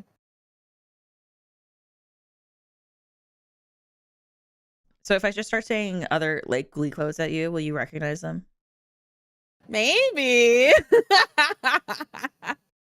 I mean, it's been proven that I do know some, because like throw them at each other. I'm like curious. So a couple of months ago, I think it was, like I did so on Amora Lumina's channel from AN, she did like a mastermind type of thing where she like we gave a topic, and she would ask us questions about the topic. Mm-hmm. And it was like me, Bree, and Miri. Miri did Dragon Age, and then I did Glee, and then Bree did Community. Mm. And it was my brain rot. It was so bad. It was like I look back at it and I'm like, wow, I really don't know. I know I should know less. I think you'd be healthier if I knew less. The thing is, I feel like if there was like a game show, right, and the topic was Glee, you would 100% win, right? But if you were putting on the game show and picked 3 people that generally enjoy Glee, I would win. Oh, okay. That's fair. But like, that's only if you're running the show and you're not in the show. I don't think that I should be in any show about Glee. Like I think that like if there was a show that was like that, I don't think that I should be in it. Like I think that like at that point, like just don't put me in, because like I don't know a normal amount. Like you would think that because I haven't watched the show, like the show hasn't been on TV in a very long time, obviously. And so like one would assume that I have forgotten things. But I haven't, and that's that's the problem. That's where the issue comes in. I don't like, why didn't I forget anything? I mean, do you rewatch it? That's probably why. No. Oh, because I haven't rewatched it since like. I think I've rewatched maybe season 1 and season 2. I was gonna say I rewatched pieces of like the earlier seasons, and I just skipped through episodes to show like but that was it. And then like even then it was just like a speed run that I did in like 2 days of like literally the first season and then halfway through the second season. Not even all of it. Yeah. You know a lot. I don't think I'm a master of anything. I do think you're a master of Glee knowledge. Like, I feel like you could have like a degree for that. Like, I feel like someone needs to give you a reward or something. I feel like someone like, even though I feel like I know a lot about Teen Wolf because I do rewatch Teen Wolf to this day. Do you really? I wouldn't call myself a master. Yeah. maybe like once a year I rewatch Teen Wolf. It's so bad. I think the one I thing love it so much. I think the one thing that I consume consistently is Ace Attorney that I like replay and like reconsume. Glee is not one of them. And yet you know so much. Yeah. I don't know if but the thing is, like, I feel like I was more involved in Glee because I was in Tumblr at the time, and I was also I did so much for the fandom and stuff. Yeah. But I do think I know more about Teen Wolf solely because of like how many times I've seen it. Even though I feel like I should know more about Glee. No, I think I'm that's talking fair. about MTV. I'm not old enough to watch that old movie. The Glee? What? Not the Glee. Glee. No, not the Glee. Dude, you got your master's degree. Ew. Someone's gonna make that now and put in my meme tag. Please give her master's degree. I have a bachelor's in degree. Not the Glee. Oh my god. She went on to she did a higher education graduate school, did her dissertation, and got her master's.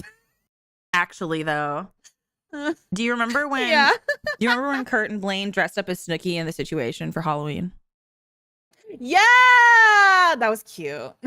Yeah. I'm trying to think. That was cute.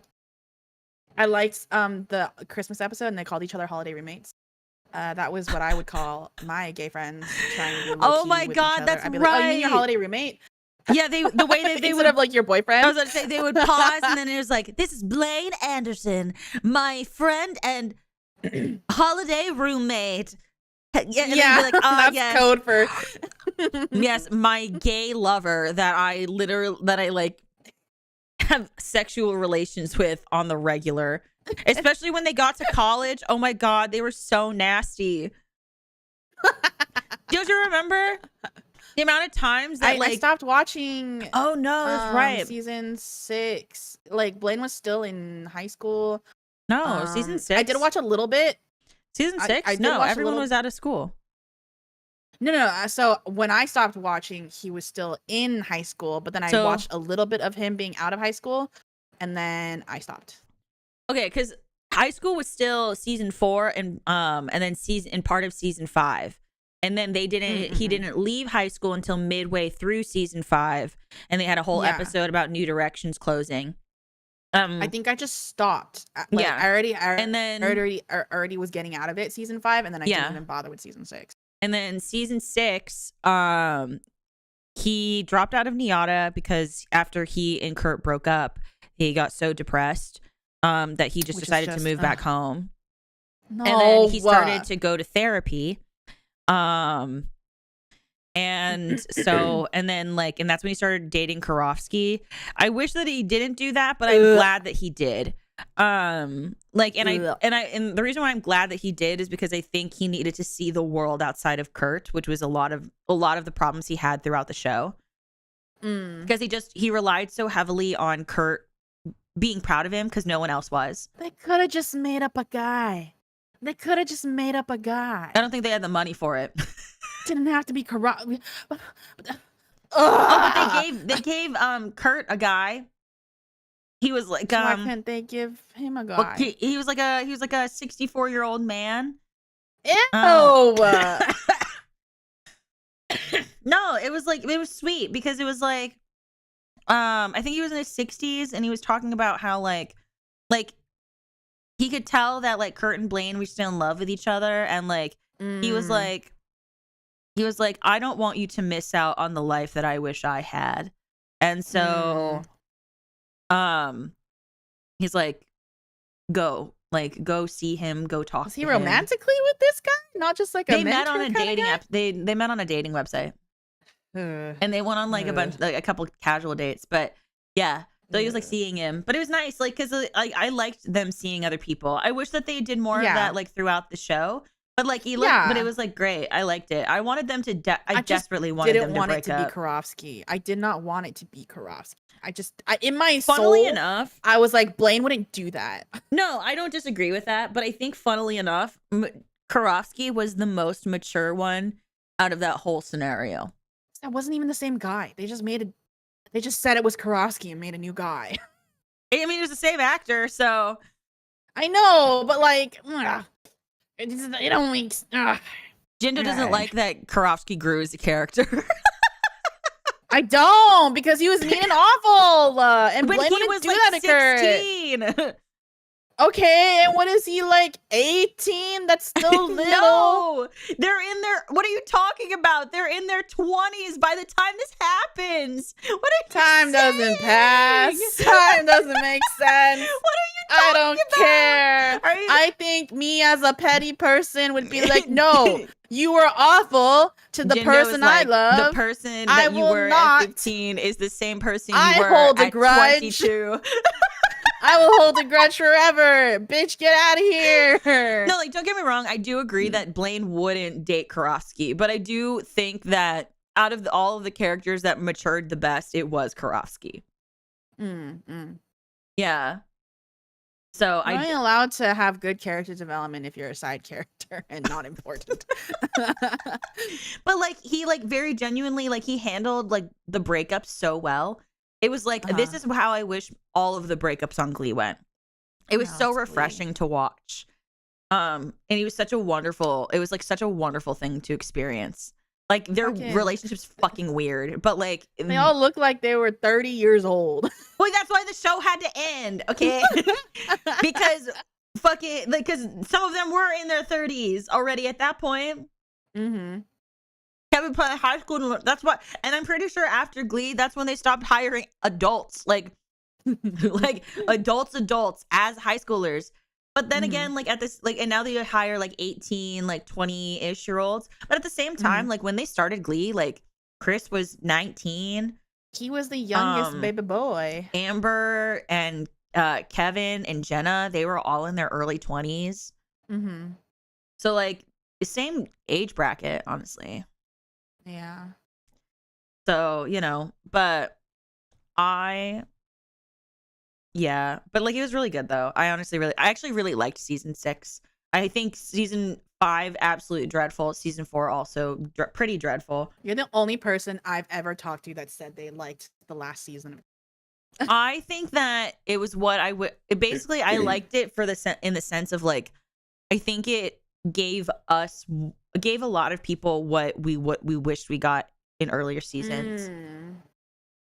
Like Blaine went to therapy, Kurt went to therapy. I loved that. I was like, yeah, they went to therapy. They broke up and they saw other people. That was great. Like I wanted more of that kind of stuff, and getting that was like really nice to me. Because like I think both of them would have benefited more. That being said, I say I like season 6. I don't remember anything outside of Kurt and Blaine, so like that's probably why. I like it because it gave me the things that I wanted for the characters that I cared about. If there's other stuff outside of that I know that there's stuff outside of that I am obviously forgetting, but like I don't think, but they're not important enough for me to remember, so I'm not gonna so they're like I can't dislike it because I don't remember it. Yeah. So yeah, how do you do, fellow high school student? That's what literally Glee is. That's how I felt like when I first saw Finn, because like his actor was like much 32. older, I feel like, than the rest. Yeah. He's actually like, and I was like, that's clearly not a teen. Yeah, he's like 2-3 years younger than Matt Morrison, the who people was playing the teachers. Yeah. Which is very funny. Yeah. I'll pee in a cup. Mr. Shoe, I'll pee. I'll pee. And like the way that him and Mr. Schuster became besties really later, and I was like, that's that uncomfortable, and I don't enjoy that. You would not become friends with a fucking high schooler who would then develop a crush on your like fiance wife or whatever, which was weird. That was weird. I forgot about that. Yeah, that was weird. I liked it when it was like he was a father figure, like when he was like at the end when they sing to Sir with Love, and Finn's just like, I've never really had a father. and Mhm. someone to show me what it means to be a man. And I was like, Mm. that moved me. And then, but then like after that, I was like, maybe you should pick a different man. Yeah. Bert's right there, and now he's your stepdad. But like they got So really close though, Finn and Bert. yeah. So I liked I that a was like, lot. I felt so much for Kurt when he was like having his whole dilemma of like, I wanted my dad to be happy, but now I feel like he's being taken away, and I was like, oh, No, I think that was so baby. fair. I loved that Yeah, episode. Honestly, yeah, I want to watch it now. it was But like, good. it was a Yeah. very yeah. Now I'm like, oh, I want to watch it. I haven't watched Glee in such a long time. I haven't seen like I haven't watched any scenes or anything. I just remember them based off of memory, like visually in my head. Mm-hmm. Like, but like that was a really good scene. Honestly, like if you want to Yeah. see good father-son relationships, watch Glee. Yeah. Because they actually Which have is why I refuse to believe that Bert would tell Kurt to get back together with Blaine. I mean, he did tell Blaine not to propose to him, so like That was not Bert. He would not. He loves Kurt. He would not that's tell what I'm Kurt to saying. get together with That's what I'm someone who cheated saying. on him. He did tell Blaine not to propose to him, and then Blaine did it anyway. So like, Well, Blaine's stupid. I know. I was about to say I will defend anything Blaine does, though. I'm a Blaine Blaine is just a apologist. stupid little guy. Also because like they would write him so well, and then they would write him really bad, and then they would write him really well, and I'm like, Very I inconsistent. need you to pick a lane because Yeah. like when he talks about like I'm so like that scene he has with Sam when he's like talks about how he's so tired of feeling like a villain and like feeling like nobody cares about him and loves him and has like a breakdown in the hallway. I was like, that seems like Blaine. Like that seems consistent. The cheating does not seem consistent. That doesn't make any fucking sense. Like the feelings that he's feeling are very consistent with him as a character that we got from season 3. The cheating doesn't make any fucking sense. Why did they write that? That's so stupid. I feel like he just was doomed to be the most inconsistent character because, like, ever since they de-aged him. I mean, like, Oh yeah. Also he's because just like doomed to be season whatever they want 3, at whatever point. Because after season 3, for season 4 and stuff, they got a brand new team of writers because RB fucked off to go to American Horror Story. So like so like obviously they didn't read because I mean like remember when they were doing flashbacks of like silly love songs and then or like of flashbacks of or no this was in season 2 but like you know how like they would do flashbacks of stuff and then it would still have like the decorations from like the current set on like Kurt Puck and Xyces they were supposed to do 7 Minutes in Heaven as a flashback for silly love songs and then they kept all the Valentine's Day decorations up on screen. Sure. Oh my god, you're making me sound like a crazy person. Hold on. I believe you. Oh my god. I believe you. 7 Minutes in Heaven. What was their name? I remember 7 Minutes in Heaven. Pizzices. What was their name? Pizzices. I don't know. I didn't like them. I didn't like them either. I'm trying to find it. I can't find the screenshots. But it was still like a flashback. I and believe you. I know, but like, you're like, okay, nice. So fucking dumb. I will say that it was not. I will say that like that I do appreciate that they wrote the bad boy guy being like good with the like a not typical character. You know what I mean? Because like I think I think they started it out really poorly. But if you look at their interactions in the background and how they hung out and stuff like that, I thought that was really good. Yeah. So, but in the end, he's dreadful. She's fine. Yeah. Yeah. We'll just leave it at that. Yeah.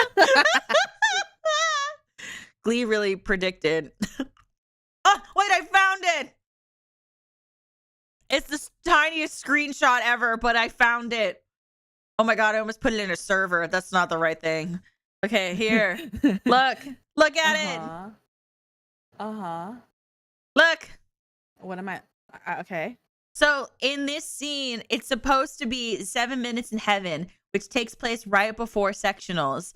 But there's Valentine's Day decorations because remember, Zeissi's freed Puck from being locked in a porta potty. Yes. Yeah, and then they did 7 Minutes in Heaven because that was what she promised. Because he was like, "I need you to join Glee Club," and then she was like, "I'll do it if you make out with me for 7 minutes." And they only made out for 2 minutes because she said, "I thought you'd be good at this. And besides, you're kind of scrawny." And then she was like, "Sorry, sad stack. You're not ready for this jelly." And then she leaves. And he's like, "Whoa." Yeah, but like I remember that scene. Yeah, but they filmed that scene during the Valentine's Day episode. And so that's why all there's Valentine's Day decorations because technically that scene is supposed to take place in November because special education what's it called, the special education episode aired on November 30th 2010. No, that's it. What? What's so funny? I'm just like, okay. What was all this for? Because the sets, they didn't take away the decorations, and it's the same in the inconsistencies within the show. Oh yes. I forgot.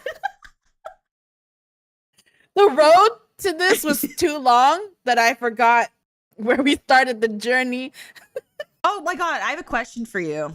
Okay, so Yes. I've been streaming for a very long time, and you've also been streaming a while as well, right? Mm-hmm. So when I started streaming, I was a face cam streamer. This was like in 2017, 2018. Mm-hmm. I started to do this thing.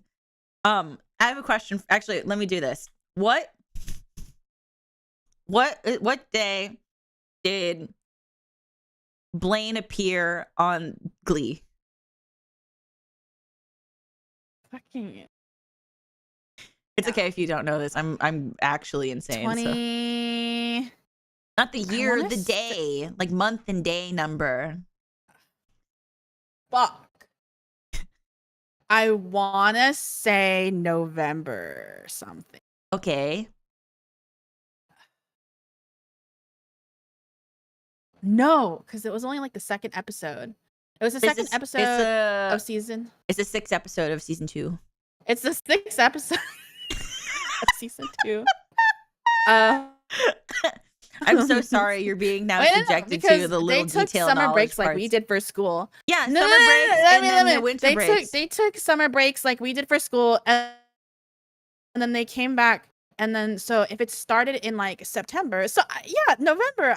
I feel like had to be November because then So they have Christmas while he's still a warbler. No, November might have been too early. October. like end of October, you think? Yeah. Okay. What did they do for Halloween that season? I don't think they did Halloween. Season 2? They technically did. Oh. What was the episode right before Never Been Kissed? I'm a psychopath, you guys. I'm so sorry. No, I'm like competitive now. I want to remember. I'm so sorry. It wasn't supposed to be competitive. Right before Never Been Kissed, something happened where he got Furt. No. Furt happened? I mean, Furt happened before Never Been Kissed, but it wasn't the episode right before it. Before Never Been Kissed, though, right? Like the wedding. Wedding. Wait, no. Furt wasn't before Never Been Kissed. It was after. Oh, it was after? Yeah, I remember. Because he was being bullied, and then he bullied him while he was teaching his dad how to dance, and then Yeah, but that was after. That was after. Yeah, because Furt is episode 8. Okay, hold on. They wanted Kurt to do reconnaissance to spy on their competing team. So it had to have been like before sectionals, yes. Yeah. Yeah, fuck. What happened in the episodes? I don't know. That's why I'm asking. I'm thinking.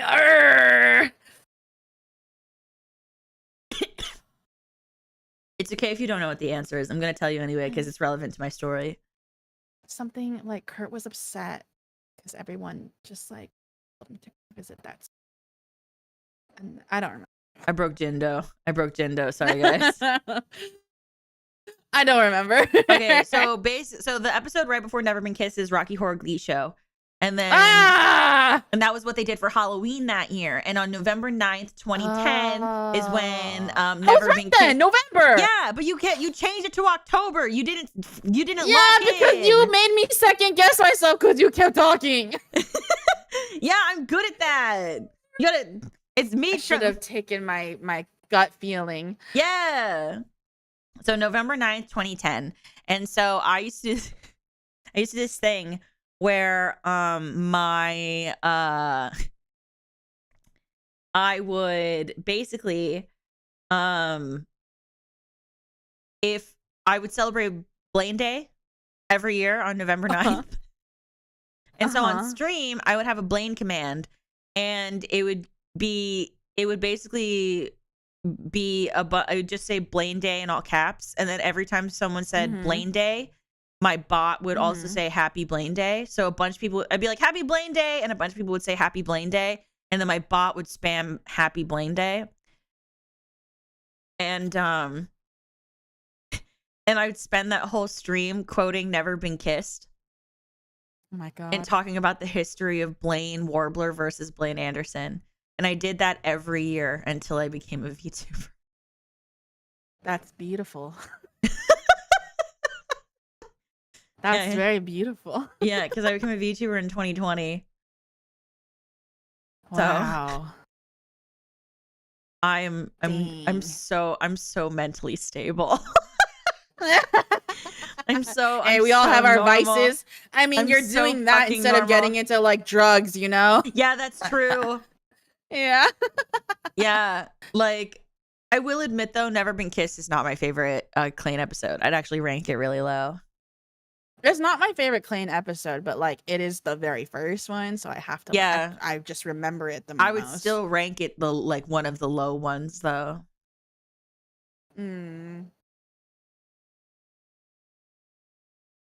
My least favorite, my least favorite episode in season 2 though is The Night of Neglect.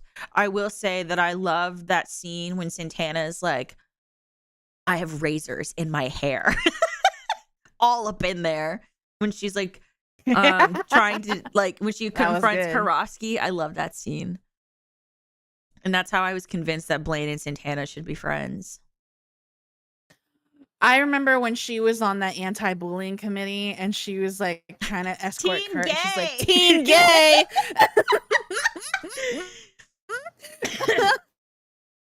Teen Gay. He's just like, I'm gonna walk away from you now.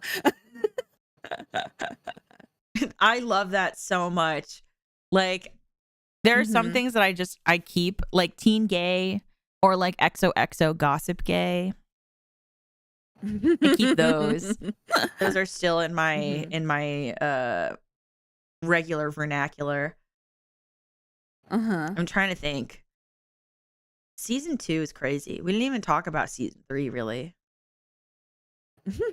There's like too much. There's like a lot. Season 2 is just the most memorable for me. Yeah, that's when I started watching. Well, season 2 is like the most memorable for me because of Blaine. Yeah, I started watching because of Blaine. Like, if you asked me to try to remember season 4, I couldn't tell you. Like, I remember it's the new Rachel and they sang Call Me Maybe, and then there was New York State of Mind, and then Blaine sang It's Time, and then there was also that really sexy number done by Kate Hudson with America. I met a girl in East LA. I love that song. She's so hot in it. Marley sang Chasing Pavements, and I don't know, have I said this? The reason why I sing Chasing Pavements almost every karaoke stream is because it was on Glee. That's why I know it. That's why I sing it the way I do, because I sing the Marley version on the Adele track, even though it's not the same. I I mean, just there are a don't. lot of songs I only know because of Glee. Like so Yeah. many. Like most of them. Yeah, I just don't say it because I was like, I want everyone to think I'm cool belting this shit out. Oh, I think it's very funny when I say it, and I know this because of Glee. Oh no, I don't, because people used to make fun of me for people make fun of me. They'd be like, "Oh, you'll probably only know this because of Glee," but in reality, like I grew up around Yes. a lot. I would because like it grew up around a lot of music, and I don't want to be discredited for liking a television show that had a lot of music in it when I knew a lot of music before it was on Glee. For me, it was like, at least for like the first season, which they did a lot of the Mhm. older classic music, Mhm. my excuse was like, my parents never listened to American music, and I Yeah, was never really around it too much. So like, all that's the fair. classic stuff I only See, I grew knew up of around it, because but of when Glee. I grew up around it, so like my dad really loves like classic rock and stuff, and Yeah, I so think you don't like, have an excuse. You should know "Don't Stop Believin'." oh yeah, no, I grew up around it, and so it was Yes. like when people are like, oh, you probably only know this because of Glee, and I'm like, no, I know this because like it's like music my dad likes, and like music that I learned to love because I grew up around it. And so for Mhm. me, it gets like offensive territory where I'm like, no, like you don't, like you can make fun of me all you fucking want, but like I know what I know what I grew up with, kind of thing. My So I get parents really only listen upset. to like Christian music, Korean Christian music, and this old Korean genre music called Did trot.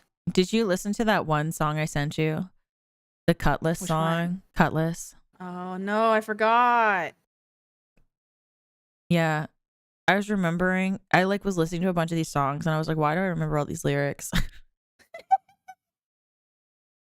Womanizer, womanizer, yeah, yeah, womanizer, ooh, ooh, ooh, yeah. Oh, the Crazy You Drive Me Crazy mashup between Jake and Marley was really good in season 4. No, I think I blocked out most because I Season don't care about them. season I just like that song. Oh. Season episode 3, Everybody Wants to Rule the World. Oh, this episode, that's right. He wins. Oh, that was a good he, song. He wins student count, like class president or whatever the fuck it's called. And then Kurt doesn't care. He abandons him. He's a liar. Oh. He's a liar. A liar. His boy. He abandoned his boy. I love that scene though. Like that's why I love Dance with Somebody, because it reminds me that I too will be abandoned. I love that. I love that episode. No. What? What? Why do you think that way? Because I have He abandonment got with Kurt. issues. Or in the end. No, I have abandonment issues. Like, cause like, what's it called? What is that scene? You're gone. I don't hear anything. Are you talking? Now I'm talking. Hello? Are you talking to me? Yeah, I'm talking to Hello? you. Hello?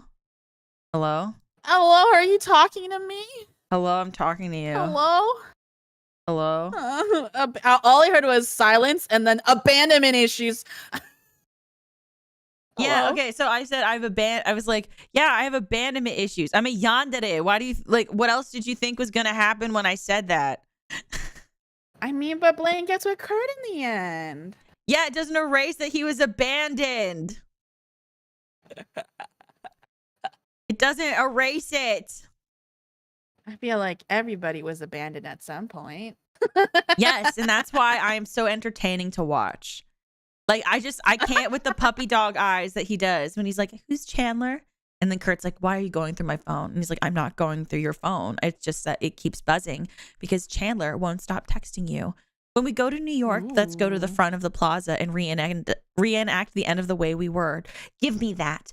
Can you sing into my voicemail? I want to make your voice my ringtone. Give me my phone. There are literally dozens of texts between the two of you. Do you know how many times you've texted me in the past 2 days? 4. And 3 of them were about finding peach colored shoe polish. Why are you getting so upset? This is all innocent. This is cheating, Kurt. This is texting. Okay, he is just a guy that I met at the music store. Nothing happened. You used to text Sebastian all the time. You would call him even, but I didn't like him. And all of those texts were family friendly. You like this guy. I like the way he makes me feel. I mean, when was the last time you complimented me or told me how special I was? I transferred schools to be with you. Okay, but that line though life. was just.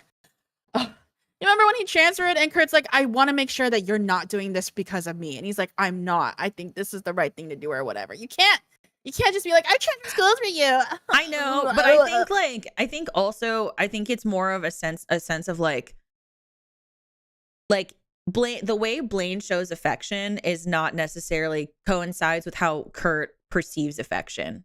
Blaine shows affection through action, whereas Kurt understands affection through words. He probably that's probably why he struggles so much with his relationship with his dad, because his dad's not good at words. And he has to, and he struggles a lot because a lot of the people around him express their emotions through action and not through word. And so that's why he likes Chandler, because he can get verbal confirmation that like someone cares about him. Yeah. So like that's what I take that as. Like, yeah, I agree, but at the same time, like in that moment, like when you're upset your boyfriend's cheating on you, I'd be like, bitch, I do everything to show you I can love you. I don't know what more you want from me. That's true. You know?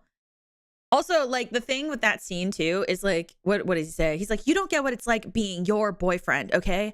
You are the alpha gay. There's nothing alpha about playing Anderson. I want to point that out right now. In an Omegaverse, that boy is an Omega. He would get pregnant on the weekend. There's no such thing as alpha gay when you look at Blaine Anderson. Unless we're talking about Blaine Warbler. That's different. That's not the same person. Yeah. Blaine Anderson is a bottom slut bitch boy. Like that's him. He is. Like if this was a Megaverse, he would be at like head down, ass up every night for Kurt. I'm so serious. It's true. Yeah. And then what did he say? Even Rachel wanted to make out with you. I used to get solos every week. No, you didn't, Kurt.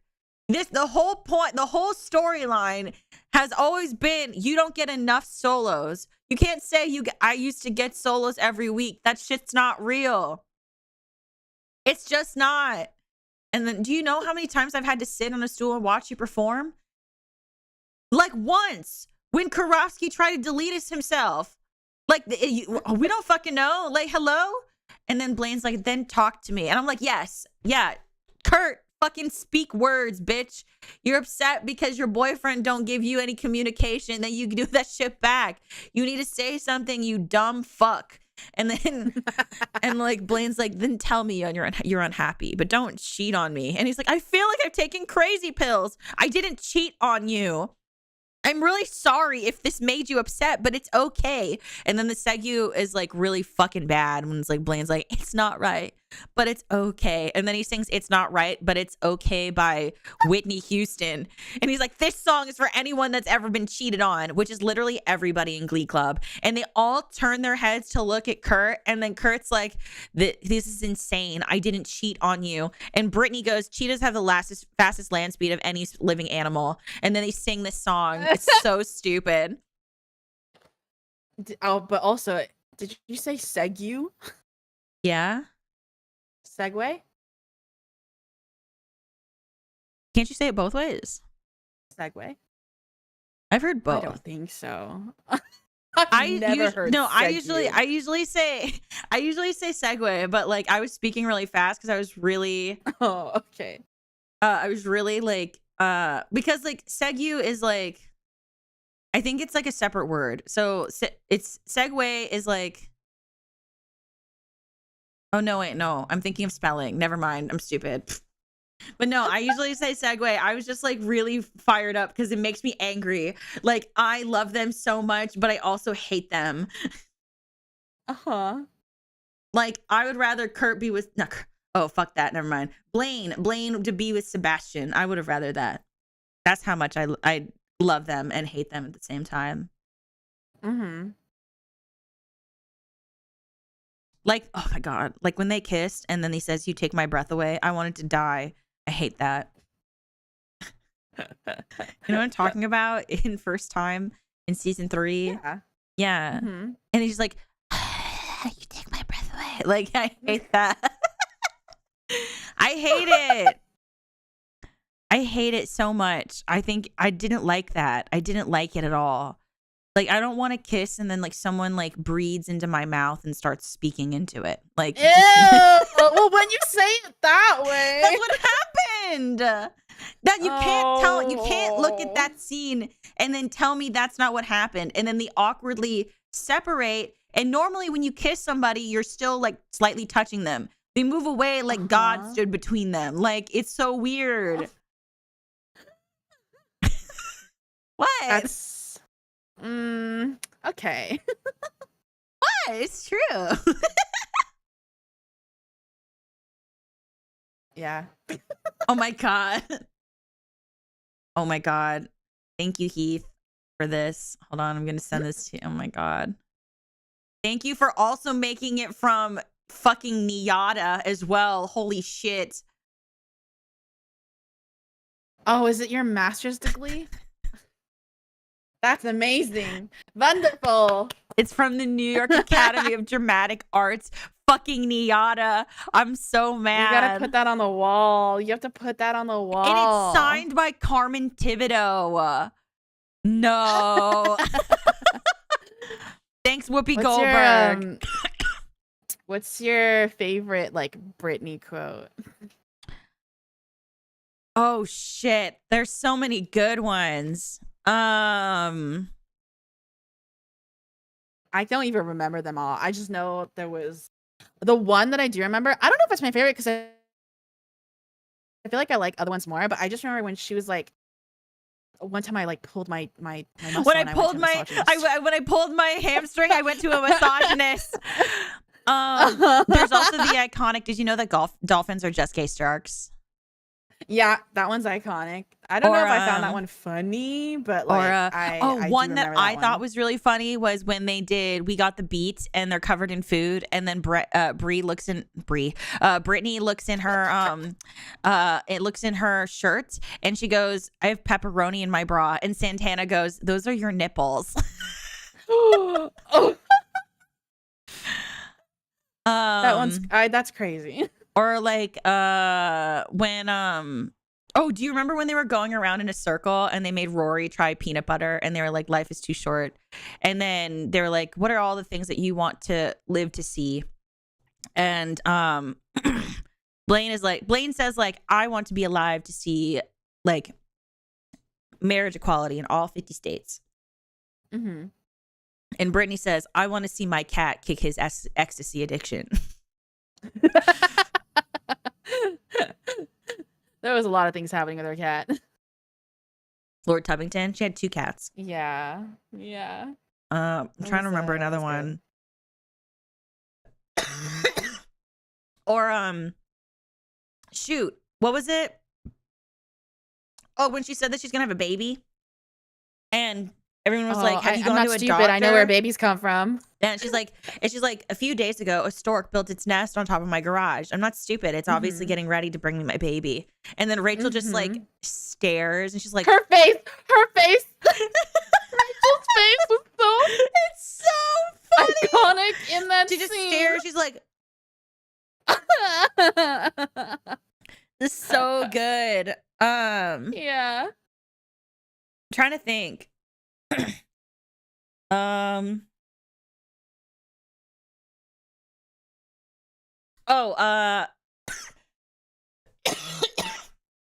I'm trying to remember. There was one that she said about a curling iron.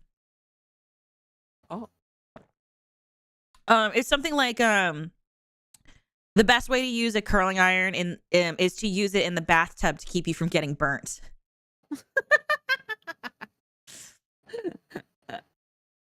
Because I tried to RP Brittany for a while, so I got really obsessed with her. Or like when Mr. Schuster's like, what was your favorite song? And she's like, my headband.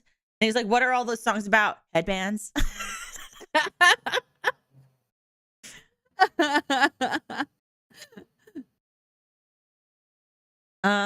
She She had really good lines. I can't even say that I really liked her as a character, but she had good Oh no, lines. she had good lines. I didn't care about her as Yeah. like Yeah. yeah. Or like when she was Stop the doing long violence. distance with Santana, she's like it's hard to make out over Skype, and you can't really scissor with a webcam. With a webcam. And I'm like, oh, girl. Now that I think about it, they talked about scissoring a lot on Glee. Yeah, because they were just like the like joke lesbian trope, and then they made them real. A real and I was lesbian like, trope. I don't know if I really like this. I don't like them as a couple. I like them as friends. Yeah. Like I like that they like I like the like two girls that just like make out with each other for funsies when they want when they don't want to like go hook up with any random people. I like that. But like I want like when Santana got like a real girlfriend at Kentucky State, I was like, yeah, girl, go date somebody else. Or when she was dating Danny, I was into that. I was like, yes, thank God. Find somebody else. I also just felt like they were both bisexual. That's like, also fair. I just didn't believe in it. Yeah, no, that's fair. Like, I'd say bye, but I wouldn't want to offend you. I'd say bye, but I wouldn't want to make you angry. Make you angry, yeah. Yeah. And then Kurt's like he's like, Blaine is so dramatic. He's so stupid. Like, what kind of line is that when you're trying to get your point across to somebody? Like, what is that? I'm trying to. Oh, hold on. Let me just Google Britney quotes because that's really stupid. Let me see. She has too many. Oh, Mr. Shu taught me the second half of the alphabet. I stopped after M and N, and I felt they were too similar and got frustrated. Mr. Shu, is he your son? Is he your son? Or like, what was that one line that it wasn't a Britney line, but it was like, Mr. Shu, she said that you needed to enter a 12-step program. For what? You're addicted to vests. From Silly Love Song. Santana about or Rachel about Santana. Oh. Let me see. I know that I can't do I don't understand that line, but that's from Special Education. I told you about my Glee folder, right? How like I have them organized by expression and by episode and by line and an outfit. Yeah. It's a little kooky. No, it's a little kooky. That's why I'm able to remember like what it looks like. Like that's why like if I look at a screenshot with no words on it and they're just mouthing, and I'm like, oh, I know what season this is from, and what scene this is. It's not okay, you having the folder is not insane, but you still having the folder is what is like. No, I don't have the folder anymore. Oh. No, because my computer died last year. Okay, but that's only because your computer died last year. But you had it up till last year. Well, and it's only gone because your computer died. No, it's only gone because well, okay, so technically it wasn't on this computer. It was on my old laptop. It was on my Mac. I still have the Mac. It's at my parents' house. So technically it's not gone. I just don't use the Mac anymore. In fact, you kept it that long. Well, I just don't like throwing away I don't like throwing things away. So I have You're like a laptops. Hoarder. I have You're laptops. a hoarder. Yeah. Yes, I am. You don't need those. Yeah, but like they were gifts and I feel bad. And it's not like I have it here. So I just leave it at my parents' house to sit in a box until my mom decides like, in a to hard throw drive. it away. What am I going to use? Like all that stuff like is so old. Like what am I going to do with it? What am I going to do with 900? Then just get rid of it. Well, then what am I going to do with 900 Blaine gifts? Then just get rid of it. Yeah, but like what if I need it later? What are you going to need 900 Blaine gifts for? I don't know. What if I need to talk about it? You've talked about him plenty without those gifts. Yeah, but I need to show examples. Like what if I want to get back into RP later? I don't want to remake those all over again.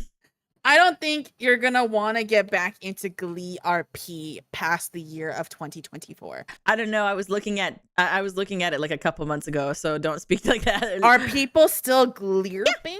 Mm-hmm. Where? On Tumblr. No. And on RP Twitter. Something else. No, what do you mean RP something else? You don't have time to RP. You're a full-time content creator. Oh yeah, that's why I stopped. Like once I went full-time in like 2019, yeah, you don't have time. You don't have time, so you're not gonna RP. But like, what if I did one day? No. No. Don't. What? There are other things to do with your time. Like what? I don't know. Like, I feel like the only time you would have would be like if you're really fucking old and you're like hunkering down in the senior home, like Maybe we can tag RPing Darren on a on laptop it. with Yeah. your friends. Well, I used to have a Batsu wheel that on my Batsu wheel would be tweet at Darren Chris. Do you know how many times I have tweeted Darren Chris because of a Batsu wheel and said some whack ass shit at him? And I'm like, thank Leave God. that poor man alone. I'm like, thank God he doesn't use Twitter because he'd probably think I'm crazy. I Like, I mean, I'm sure he am. gets worse. I'm sure he gets Oh, worse. probably. I wonder if that Yeah. blog. Hold on. I have to feed my cat. Okay, would you like to go feed your cat? Yeah, my model's gonna die Okay. a little bit. Okay, Then we can wrap I'm gonna up. Oh, okay, then I can just wait. I was about to say, well, I thought that's what you were saying, that your model's gonna die for. No, I mean, like, I'm gonna move, so my model's just gonna be like Oh. on the screen. Oh. I was gonna say, we've also been talking for 4 hours, so we can also wrap it up. I mean, depends on you. My schedule is clear. I told you. Hold on, what time is it? My schedule's clear. Hold on, what time? 5. Because I'm Or- supposed to. I'm CDT. Yeah, so you're 7. Okay.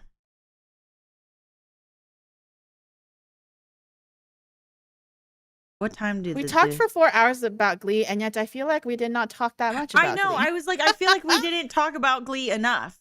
Like, I feel like we talked We've about. barely scraped the surface. I know. I'm like, okay, we talked a lot about Glee, but like, did we really talk about Glee? Like, we did divert sometimes, No. but like, not that much. Yeah. I feel like we barely spoke about it. Did you guys learn Yeah. anything in chat about Glee that you didn't know before? Or like, have you concluded anything wild about Glee?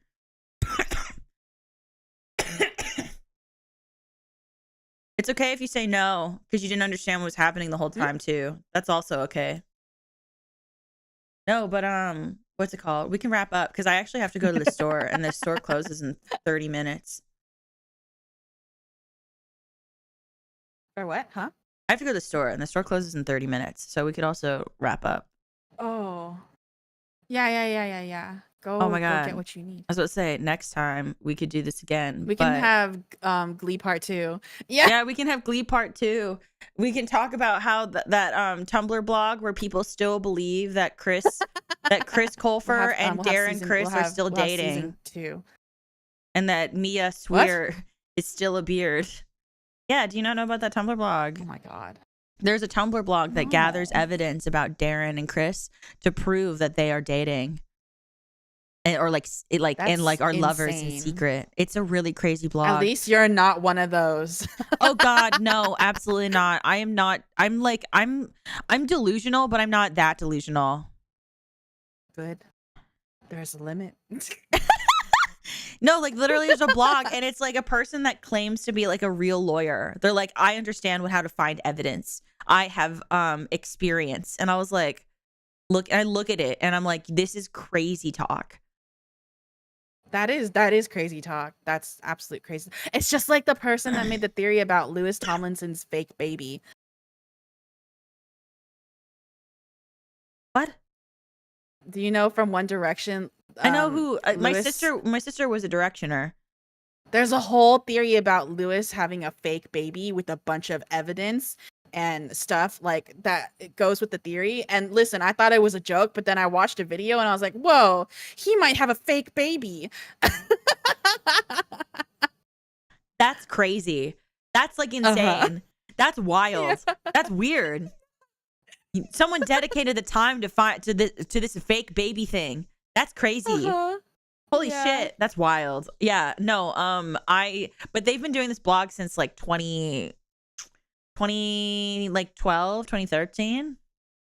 It's still up. That's crazy. Oh no, and it wasn't Sue that died. It was Jean Sylvester, Sue's sister. Yeah. I always get to know that there's more than only Britannia. I'm sorry, Fro. Britannia's a bad ship.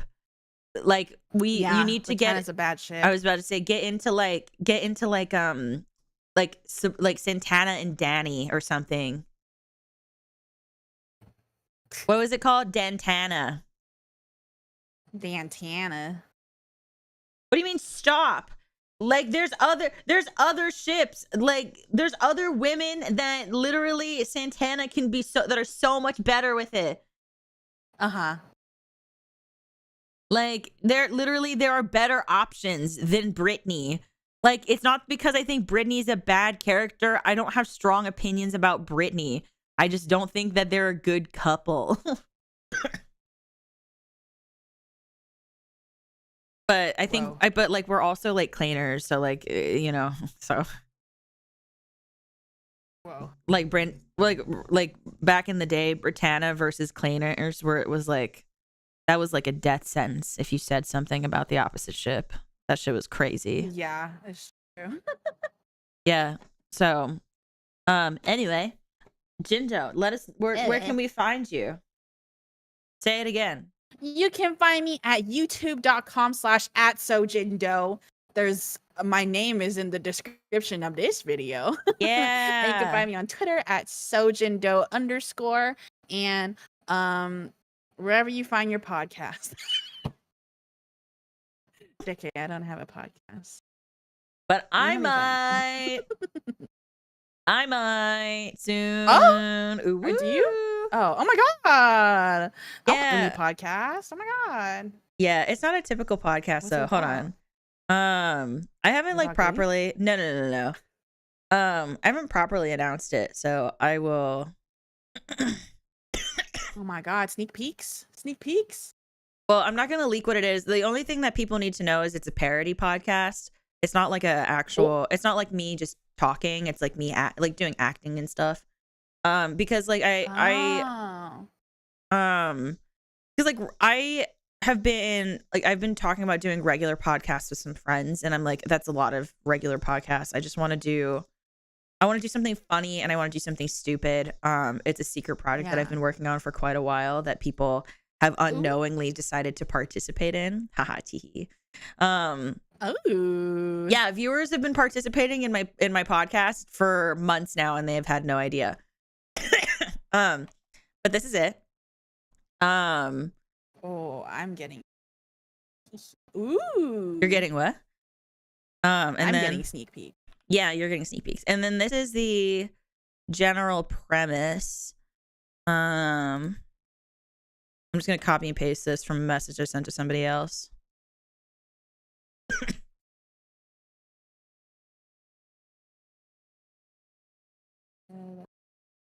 Don't read it out loud. I'm not. I'm saying dabba dabba dabba dabba. Oh, I thought you were because you cut out, so I was like, don't say it. Dabba dabba dabba dabba da. Ooh, that sounds fun. Yeah, so it's really fun. I've already started a lot of stuff with it, so hopefully I'll be able to roll it out soon. It should be really fun though. I'm very excited. Yeah. I don't really have anything going. I mean, I stream, and that's pretty much it. Just just do something wild. Make something up, and then commit to it. Make something up right now.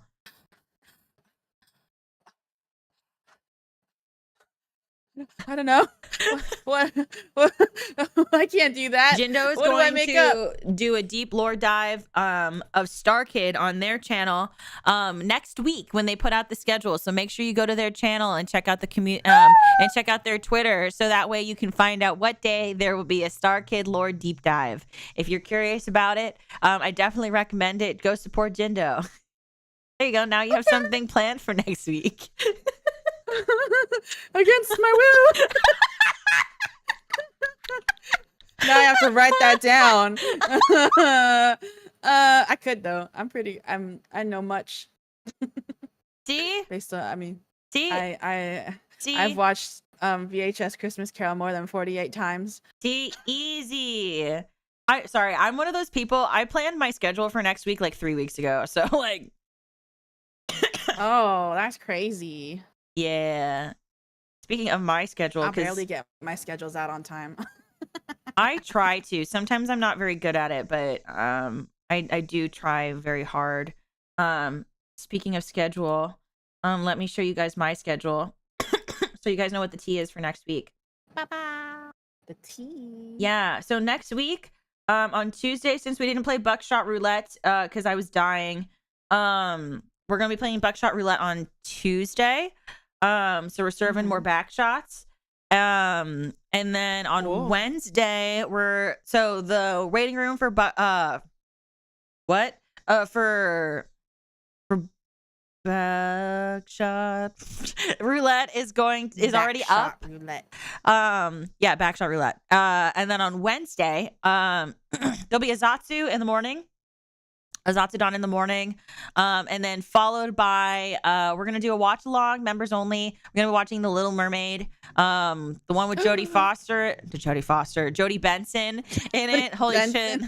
Jodie Benson in it. I love The Little Mermaid, and so it's been like 2-ish weeks since our last members only stream.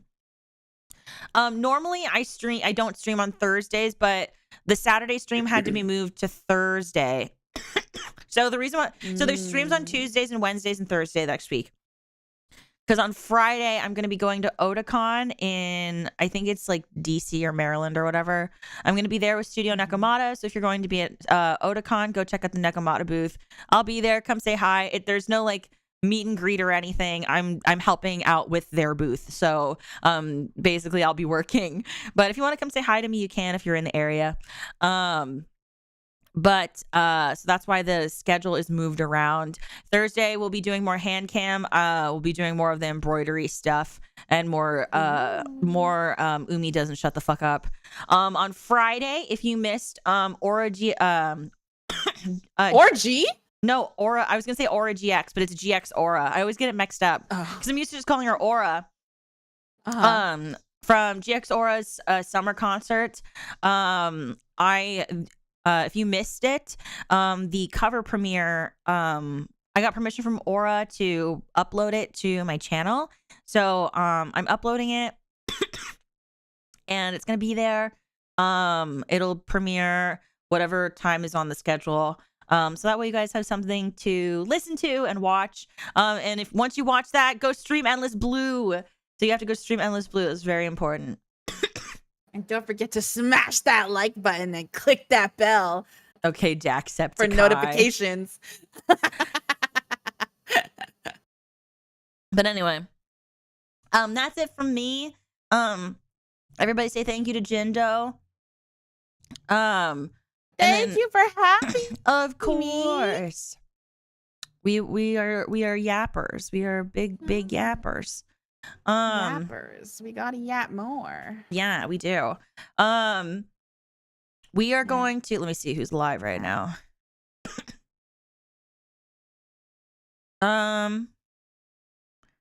Okay, so we're gonna raid Acti Matatabi. You have raid power. Yeah, I do. We're gonna raid Acti Matatabi. Oh no, I can't. Her channel won't let me. No. Okay. Then we're gonna still go check her out. We did a debut watch along for her and Aono yesterday. We're gonna raid, let me see. Let's raid Pam. Obake Pam from Play Asia. She's currently streaming right now. I know Pam. So we're gonna go raid Miss Pam. I haven't raid Pam in a while, so hold on. It's not showing up. I need to make sure she's still streaming. Wait, hold on a second. Wait. Oh yeah, yeah. She's still streaming. Okay, cool. So we're gonna raid her. And I will see you guys next week. So here's the raid call. Umi raid. And yeah. So at the end of every stream, I give out the membership count. We are currently at hold on a second. Yesterday, was it yesterday we had 600 members? Let me double check to make sure. Hello. Okay. Hello. Okay. Hello. Hello. Hello. Hi. Are you Yeah. okay? Yeah. Okay. Okay. You got taken again from me. Oh, it's okay. Okay, so at the end of every stream, we get the membership count. We are currently at 599 members. So we went down some members. Woo!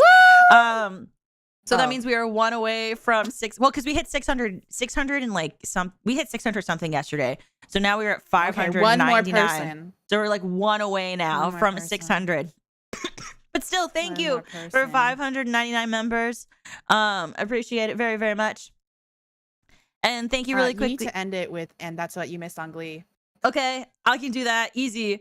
And thank you also really quickly to my tier 3+ members: Random, Isaac, Drisbane, Mike, Nico, Simpleot, Pat, Pigeon, Renee, Goat, Nori, Zane, Kumamoru, QQ, Flash, Fro, Dogo, Heath, Halhorn, Denny, Fenny, Sky, Beatbox, Highway, Keating. Thank you guys. Heath and Denny, thank you for the gifted memberships. If you got gifted a membership, make sure you say thank you. So now we're at 601 members now. Woo! Oh wait, shoot! Let's go. I need to add an emote before I forget, before that slot gets taken from me. What emote do we not have? Hold on, what emotes do we have? Cry, clown, Kyoku box, thumbs up, blush, yippee. Am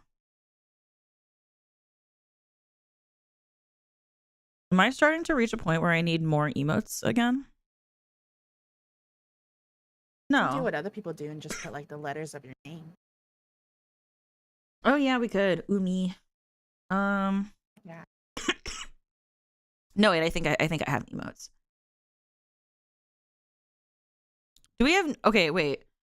Do we have Is Notepad added? Yeah, it is. Note. Kiss. Blanket.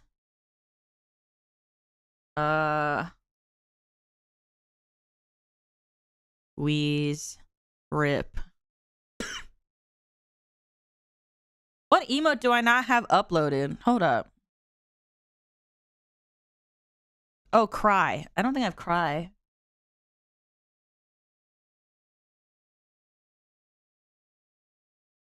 Drisbane, thank you also for the gifted membership. 602, let's go. Giggle? Oh, true.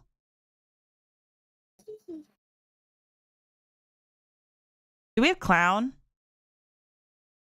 No, we don't have clown. Clown isn't uploaded. Is it? Oh, no, we do. Never mind.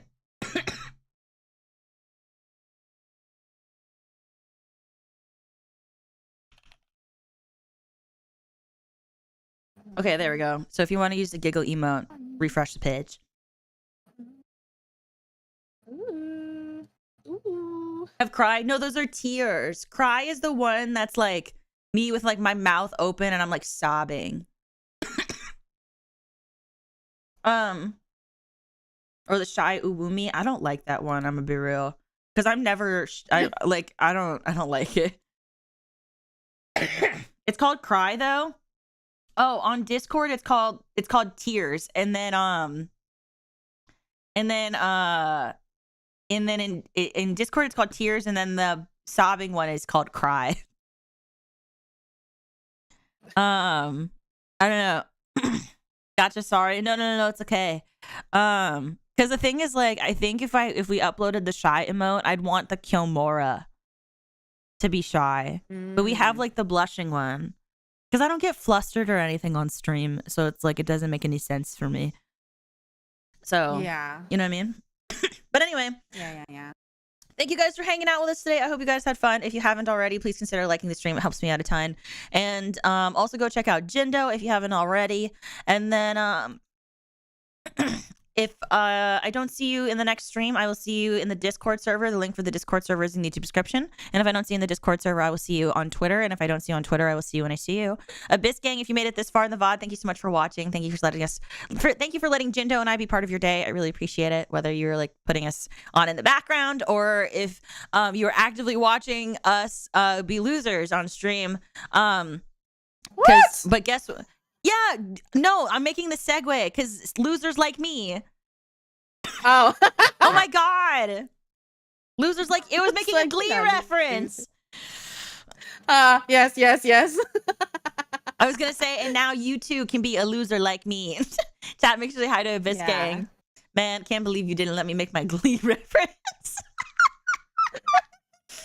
Yeah. So thank you for joining us. And so everybody, when I say Otsu Umi, you say Otsu Uwumi. You can say Uwu as many times as you like. Oh, wait, hold on a second. We're not going to raid Pam. We're going to raid Suri because day 2 for V and Unfinished Business is currently going on right now.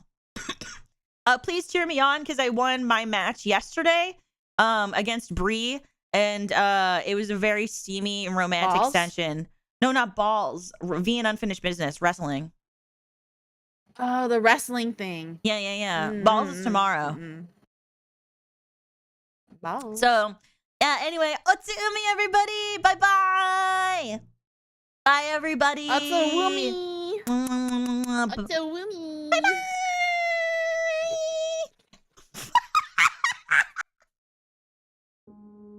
Otsu-umi.